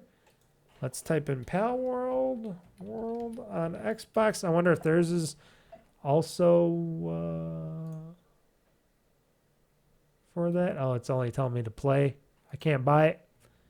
Not gonna let me buy it. Oh, I can buy as a gift, right? It's okay. So it's so Pal World on Xbox for people like me, because I get a discount too, mind you. I get a little bit of a discount as a Ultimate Game Pass member on Xbox. It's only $23.99 plus Apple. Plus taxes on Xbox, Game Pass, stuff like that. So there you go for that. Pal World, fun game. Like I said, if you like cute little creatures that can shoot guns and stuff, and you can shoot guns, and you can even capture other humans and have them be your pals and shoot guns, that's crazy. Crazy good. Amazon's Tomb Raider and the Lord of the Rings video game reveals not too far away, as they are stating. And that's all they're allowed to tell you for right now. But it sounds like fans will have to wait a little while longer for a reveal. But they stated, and this is coming from... Who is this coming from? Is this coming from... Crystal Dynamics, or is this coming from who? It's coming from somebody. It's either coming from somebody at Crystal Dynamics or Amazon side. That apparently Crystal Dynamics was not affected by the devastating cuts embattled from parent company Embracer. We didn't hear much about these games or anything. I know that. But apparently, this is Amazon Games chief Christoph Hartmann stated a reveal for either game is not imminent, but it's not long away, so it could be around maybe next year. I'm sure he's not going to announce these games by the end of the year this year. He's probably going to announce them probably in the beginning of next year, maybe going into the summer next year. I would think if it's not long away, as they're saying, or as he's saying, that would be like next year sometime, so they can get ready for the next consoles or whatever. And I'm interested in what a new Tomb Raider game would be like. I hope they do lore right, and they don't screw up her up or the games up or anything. That third latest Lara Croft game, and I'm not talking about the remakes or the remasters of the originals. Those suck. I still didn't even go back to playing them. I'm talking about the recent Tomb Raider games that came out prior. The last one, that kind of sucked because it got really boring at the very end, and I don't think I even beat the game. I don't think, or I did. I don't know. There wasn't enough shooty, whatever. Felt like it was like contained too much.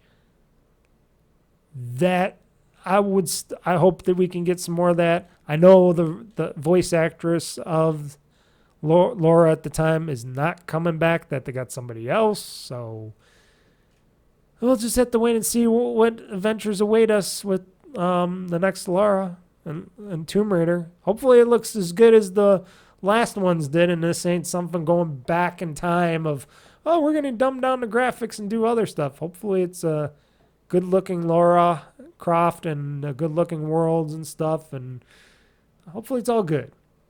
Same with the Lord of the Rings. I used to like some Lord of the Rings games. I like those tower defense Lord of the Rings games and stuff that they did. I did like the Shadow of Mordor and stuff like that. I do got those games. I should go back to those games once. Those were pretty badass. But I'm hoping we get some good news on those new games from Crystal Dynamics. Original Life is Strange developer delays the new game to avoid new Life is Strange game. So basically, Don't Nod, which basically was one of the people that made the original Life is Strange games before Deck 9.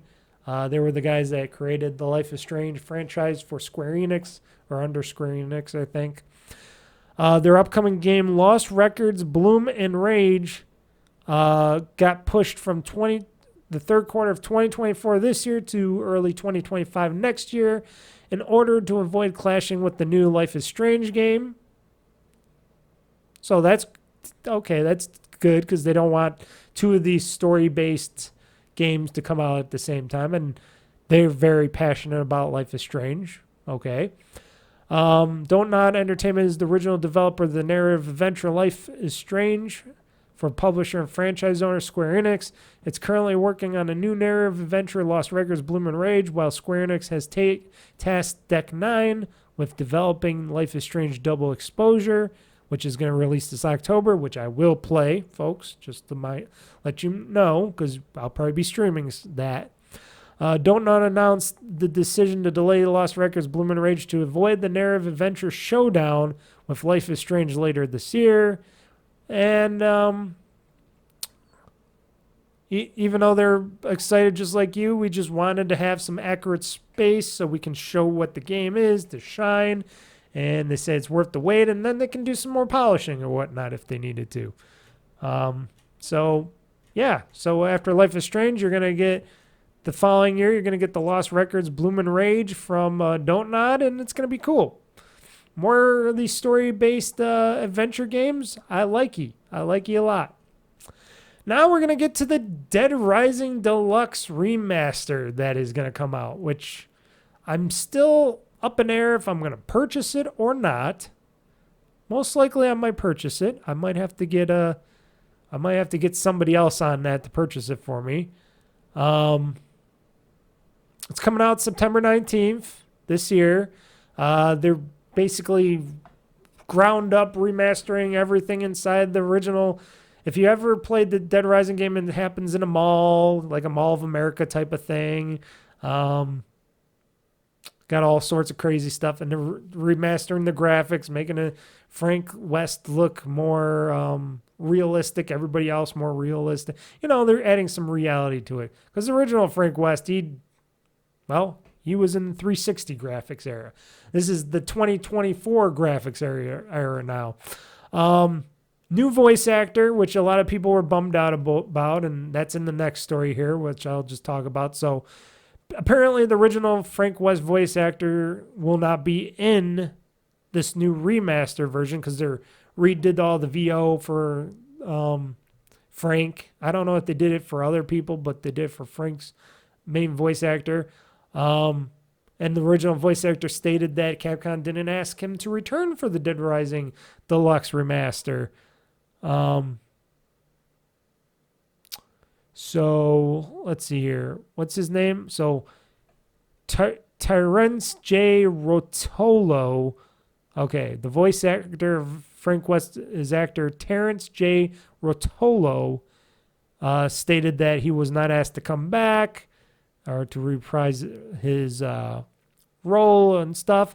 And that's something, I guess, that Japanese studios like Capcom like to do, is not bring back the original voice actors and actresses, and they like to put new people in and stuff like this, which is like, okay, I guess.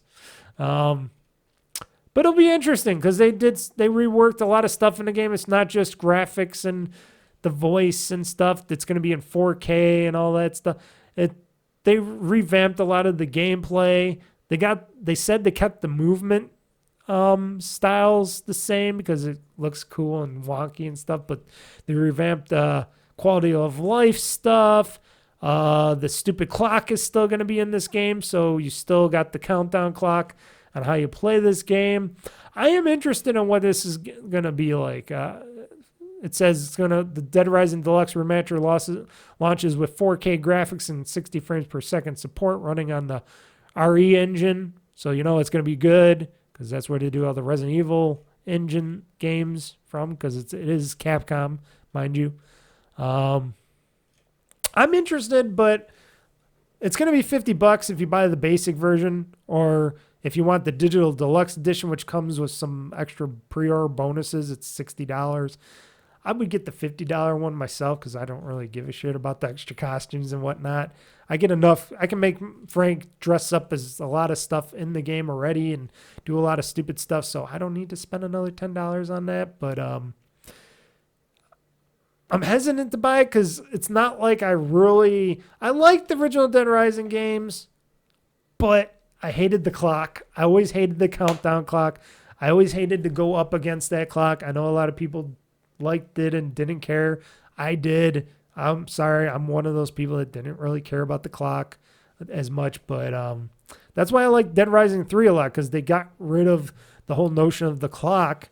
Even though you could make it I think in harder mode, you could put it as the clock was like counting down to your doom, you had to restart. But I liked Dead Rising 3 because I could continue doing what I was doing and not worry about a real countdown on a countdown clock. So there was always plenty of time to kill zombies and such. But I'll go back to this game because I have this game for the 360 still, so I still have this game. But I'll relive it, especially with new achievements, whatnot.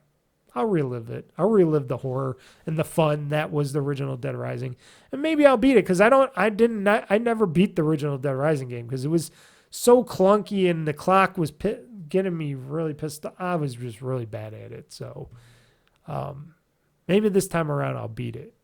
Beat it. Gotta beat it, yeah, beat it. No, want to beat it, yeah. Oh, yeah. Dude, go fuck yourself. Hey, shut up, Cartman. So, also, I guess Capcom had some good news about the Dead Rising Deluxe Remastered's licensed music. Apparently, as long as Gone Guru still plays when the convicts appear. Oh wait, I'm just reading somebody's quote there. Sorry. So though the upcoming Dead Rising Deluxe Remaster will change several things, including Frank West's voice actor, fans of the sandbox zombie game franchise will be happy to know that the licensed music tracks from the 2006 original will return, which is something weird because usually these companies don't want to try to license the same music back in their games. They like to put new music in or something. I don't know. So a Capcom spokesperson confirmed that the licensed music is returning for Dead Rising Deluxe Remaster. When Dead Rising was originally released back in 2006, the soundtrack included several licensed tracks such as Heaven's Creepin' by Supernova Syndicate and Slave by the Evolutionaries. Yet the game's notable licensed music track was Lifeseeker's Gone Guru, which played every time the character encountered the convicts while roaming in Leisure Park. Now, I could play this. Let's see here. From YouTube here, but I don't want to get any copyright strikes or anything like that. So hold on, folks. I am going to pause this for a second. I am going to listen to it because I want to remember what this is, but you can't listen to it because it is copyrighted stuff and I will get taken down or muted or whatnot. So hold on one second. Okay, I'm back, folks. Hope you didn't miss me too much. Okay, I remember that song. I got it. It was pretty badass. And if that's coming back, okay, that's going to be fun. It's going to be fun times in Dead Rising land. Even though everybody's complaining about the OG voice actor for Frank West. So Frank is going to get an update voice. But I'm interested. It's going to be a good game no matter what. So I'm not going to complain about it. And yeah, that's it for the games news, folks. So usually we would end the show, but I'm going to end the show soon. But I just wanted to talk about a few games that I played from the past week and that I'm playing now that I'm interested in and what you could be interested in and stuff. And we'll go quickly through that. And then that's where we'll end the show. That's why I left it to the end, because I'm like, hey, I got a lot of Microsoft bad news to talk about for people and stuff like that. So I had to talk about that at the front. So here is the games that I have played in the past weeks as of now. The games that have been played in the past week.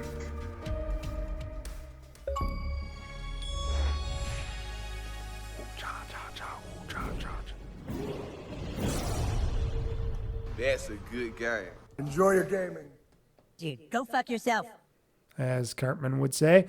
So the games that I played in the past week as we finish up this beautiful podcasting art that I'm doing right now.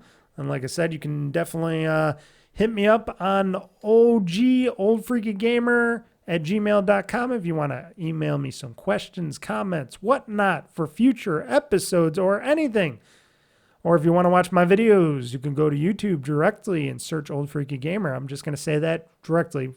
Sign up, subscribe to my OldFreakyGamer YouTube channel. I shouldn't have any ads on anything, I don't think. Don't quote me on that because, you know, YouTube, they like to screw us all over. But I got tons of videos. You can watch new, old, from the past to the present. You know, I just got one that just went up not too long ago of my recent escapades at Supermarket Simulator. Played it again for another Let's Play. And trust me, there'll probably be more Let's Plays of Supermarket Simulator because that game is addictive. I've been trying very hard not to play it for a little while because I will just sit there for pretty much the whole day playing that game. I did that on the weekend, last weekend, and I'm going to talk about this now because this is one of the games. Of course, I've been playing Cookie Clicker as well, but that's off to the side, so that's not really playing. I beat Yakuza Kiwami 2 on my Rogue Ally. Played a ton of that, beat it. That was fun again, going back to there. Of course, I've been playing some Mortal Kombat 1 on the Series X. Mortal Kombat 1, very beautiful. Cannot wait till they finally announced the new character DLC and stuff. And then hopefully I can get my hands on the T-1000 and stuff and Ghostface, if that's going to be the 100% truth on their end. But Supermarket Simulator, oh my God. I was playing it. It was on Saturday. And I was sitting there playing it, and I blinked, and I turned around. I'm like, oh, it's already like, I was playing it. It was like, what? It was 11 o'clock or something in the morning or something. I was starting to play, and I turned around. I'm like, oh, it's already 5, 6 o'clock at night. And then it got even later. I'm like, oh, shit. And I'm still playing Supermarket Simulator. And then I added some, I got to put some mods into it. Well, one mod. I started off with one mod, but I got 3. I think I got 2 or 3 more mods that I'm going to put in there because I found out that they had some easy mod support for this game. some basic stuff, extra ordering. That was the mod that I just put in there first, is because you can only order up to 12 items at a time originally. Now I can order as much as I want when I want. I don't have to go, oh, I got to wait till the next. I got to click on it and order 12 items and then order it and then order another 12. No, I can just order 100 items and I'll have 100 freaking boxes just lying in the street everywhere, all over the place outside my supermarket. But that was a cool mod to let me break that. The other mod that I want to get for Supermarket Simulator that I'm going to put in there next is every time you throw away your cardboard boxes, there's a mod that when you throw them away, you get money back for that. So every time I throw away a cardboard box, I'll get money into my pocket from that. That's pretty cool mod. There's also, what was it? There was other little back mods that you have to mess with your game save. So I'll have to back that sucker up and split it so I can have a copy of the game save just in case if it doesn't work. But you can change certain things in the game through your game save where I can make it so I can have either more money or I can have my storage space that I really want or whatever I want to do. You can manipulate your save so that the game is working what your save is wanting to do. I'm going to try that out. Originally I hired a cashier, but the cashiers, I got to say, folks, if you get Supermarket Simulator on Steam, and it might still be on sale, don't quote me on that, but it still might be $10. Do not get a cashier. At least not right away. They're slow as shit. They are the cashier I got that I hired was so slow, that line was backed up all the way throughout the store. And I'm like, holy shit, I can cash these people out in like no time. This cashier was so fucking slow. I'm like, okay, the next day I fired his ass. And I replaced his ass with a little bit more expensive. I think it was like $10 more per day to keep this guy. I hired a stock boy. And the stock boy was doing good. He wasn't the quickest either, but he took the boxes out of the street and everything else. He organized them away in the back stock room that I have, the side stock building that I have. And then he put stuff up on shelves if we needed stuff on shelves and stuff. So this was a decent stock boy. And I'm like, okay, I'd rather keep the stock boy than that stupid cashier, which I went back to being the cashier because I'm like, shit, I need to get these people through this line as fast as I can so I can earn as much money as I can. I cannot have this slow ass cashier cashing people out and going boop, boop, boop. Oh, but it's a crazy fun game. My grocery store is bigger now. It's got more items on the shelves. I got a more, I wouldn't say organized, but semi-big and semi-organized stock room on the side with shelves where you can stack the boxes on and stuff. It is crazy. It is a crazy game.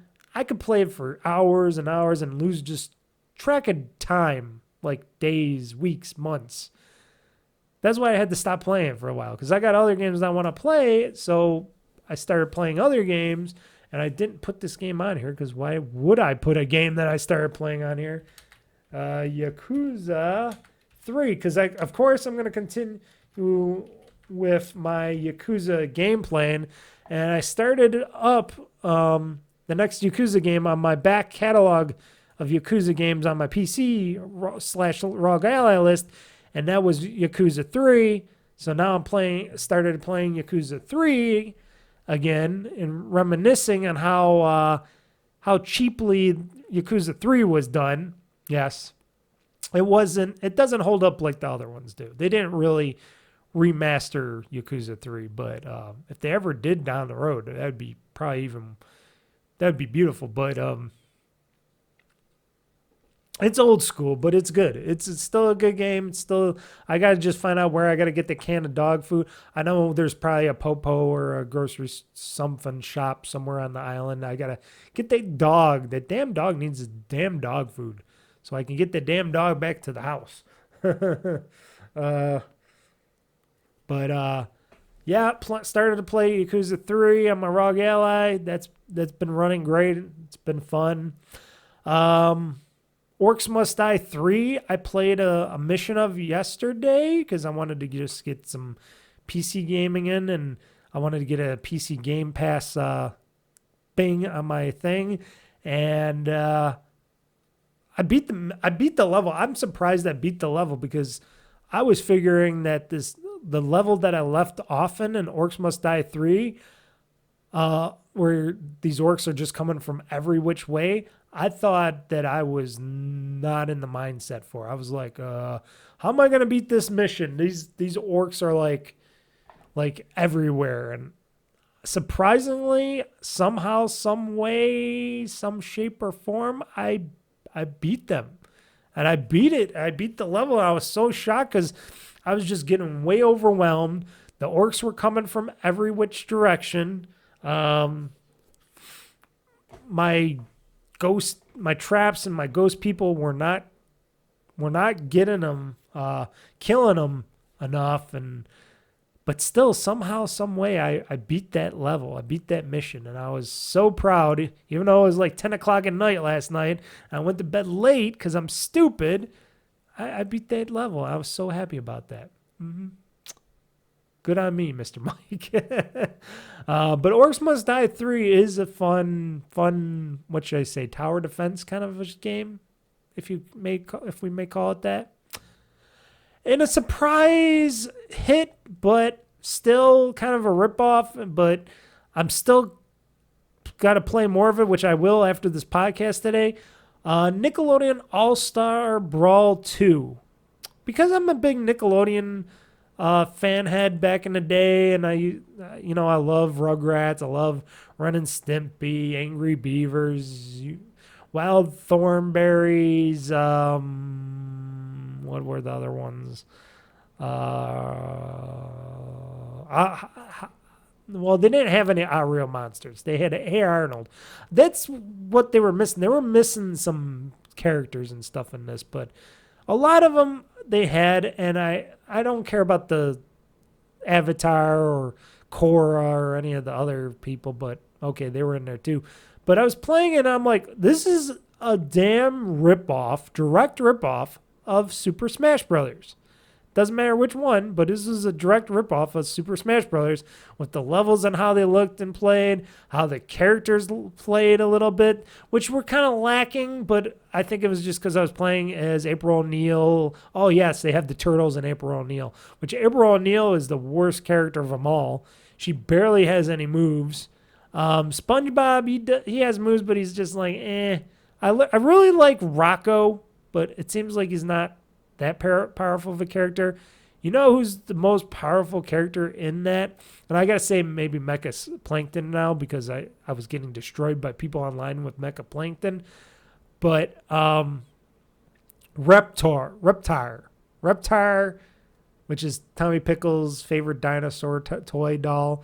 Reptar, he is no doubt the badass of badasses when it comes to being like in that game. Now, hold on, because there is another. So give me a second here, folks. Okay, excuse me for a second there. I had to find out who else was. So they have the Real Monster, Hey Arnold stuff. They had Grandma in there. Grandma Pickles, or not Pickles, Grandma, what's her name? Arnold's grandma in there. She's pretty badass, but Reptar is like the Kirby of the game. You can beat like everybody with Reptar. He is badass, one badass dinosaur, breathes fire, eats people, all that stuff. Like I said, if I can get better with Rocco, I would think with his Suck-O-Matic and his Jackhammer, he would do good. At first I was like, this game is so kiddie. This is such a ripoff of Super Smash Bros. Or a poor ripoff of Super Smash Bros. I was like really not into it because they even have all the way down to a story mode that is just like Super Smash Bros. In this game. And I'm like, okay, you're just doing Super Smash Bros., but you're doing Nintendo characters in the Nintendo verse. But I'm growing into liking this game a little bit, folks. Like I said, picking different characters besides April O'Neil or SpongeBob or something, which, they're not really good characters. I'm beginning to like a lot of these other characters and stuff. Like Angry Beavers is okay, but you can get confused because you switch in between Norm and Daggett. But like I said, playing as Reptor and Rocco and some others, or the ninjas or something, one of the turtles or something, or Korra. They could be badass for you. They could be really badass. And I just wish they had more characters in this game. I'm surprised they didn't get the Real Monsters in here, because that's a Nintendo property, right? That's a Viacom property. That's all, Did I say Nintendo? I meant Nickelodeon. That's a Nickelodeon thing, and Viacom property. Why don't they get stuff where they can get like, oh, we can go to like Double Dare or Legends of the Hidden Temple or Salute Your Shorts, some of the stuff from back in the day. Pete and Pete, Are You Afraid of the Dark? What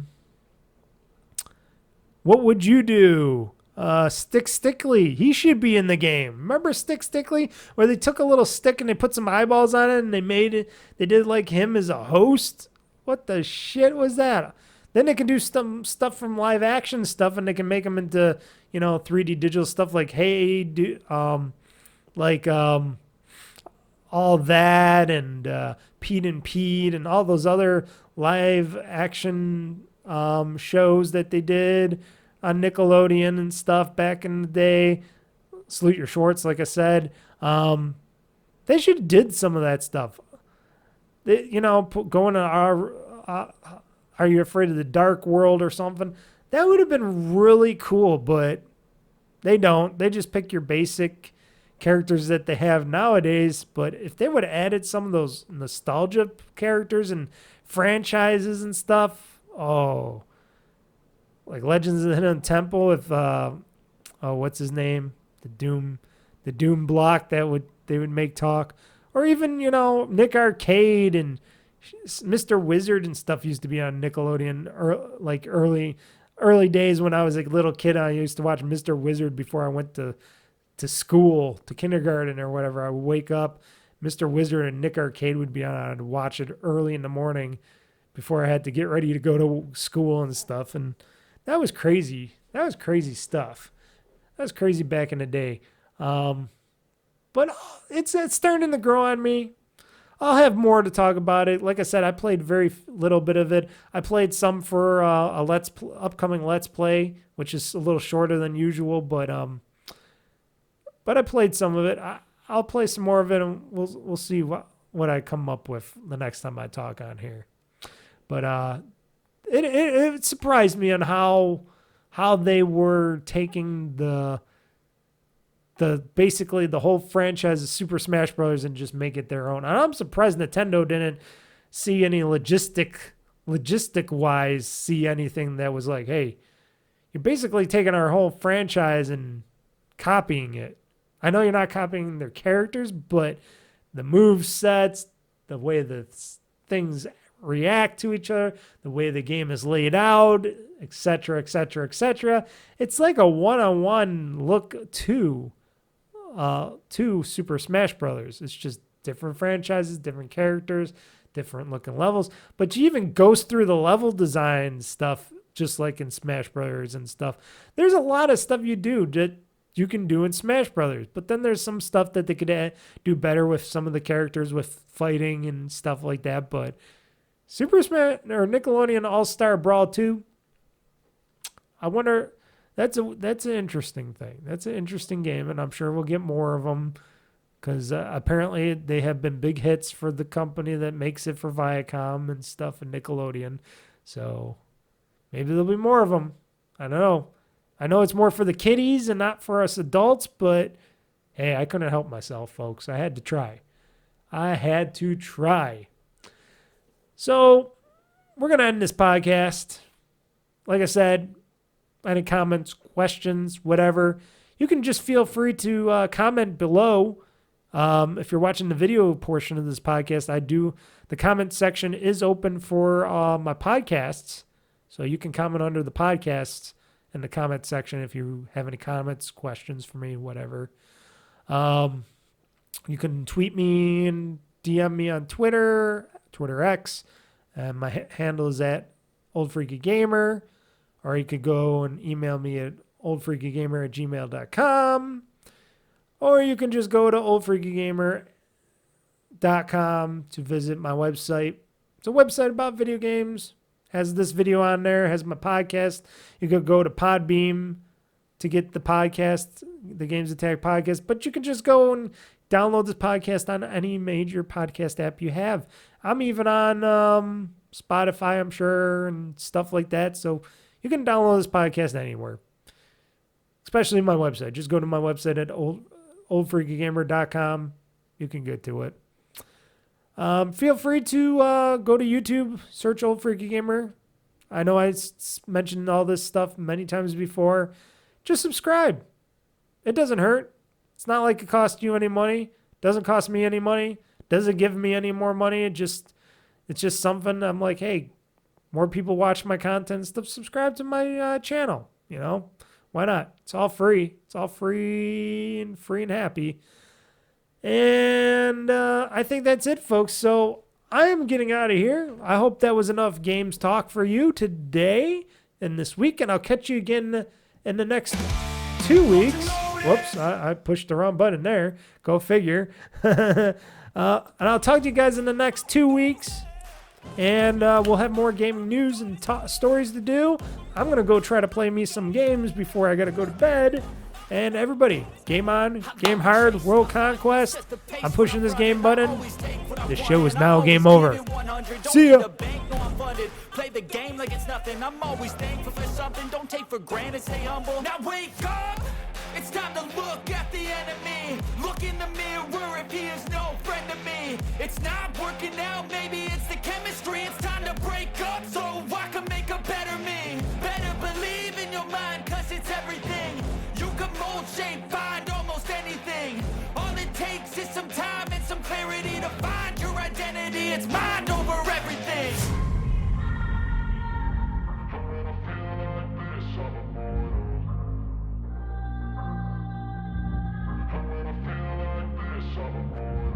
And when I feel like this, I'm immortal. When I feel like this, I'm immortal. When I feel like this, I'm immortal. When I feel like this, I'm immortal.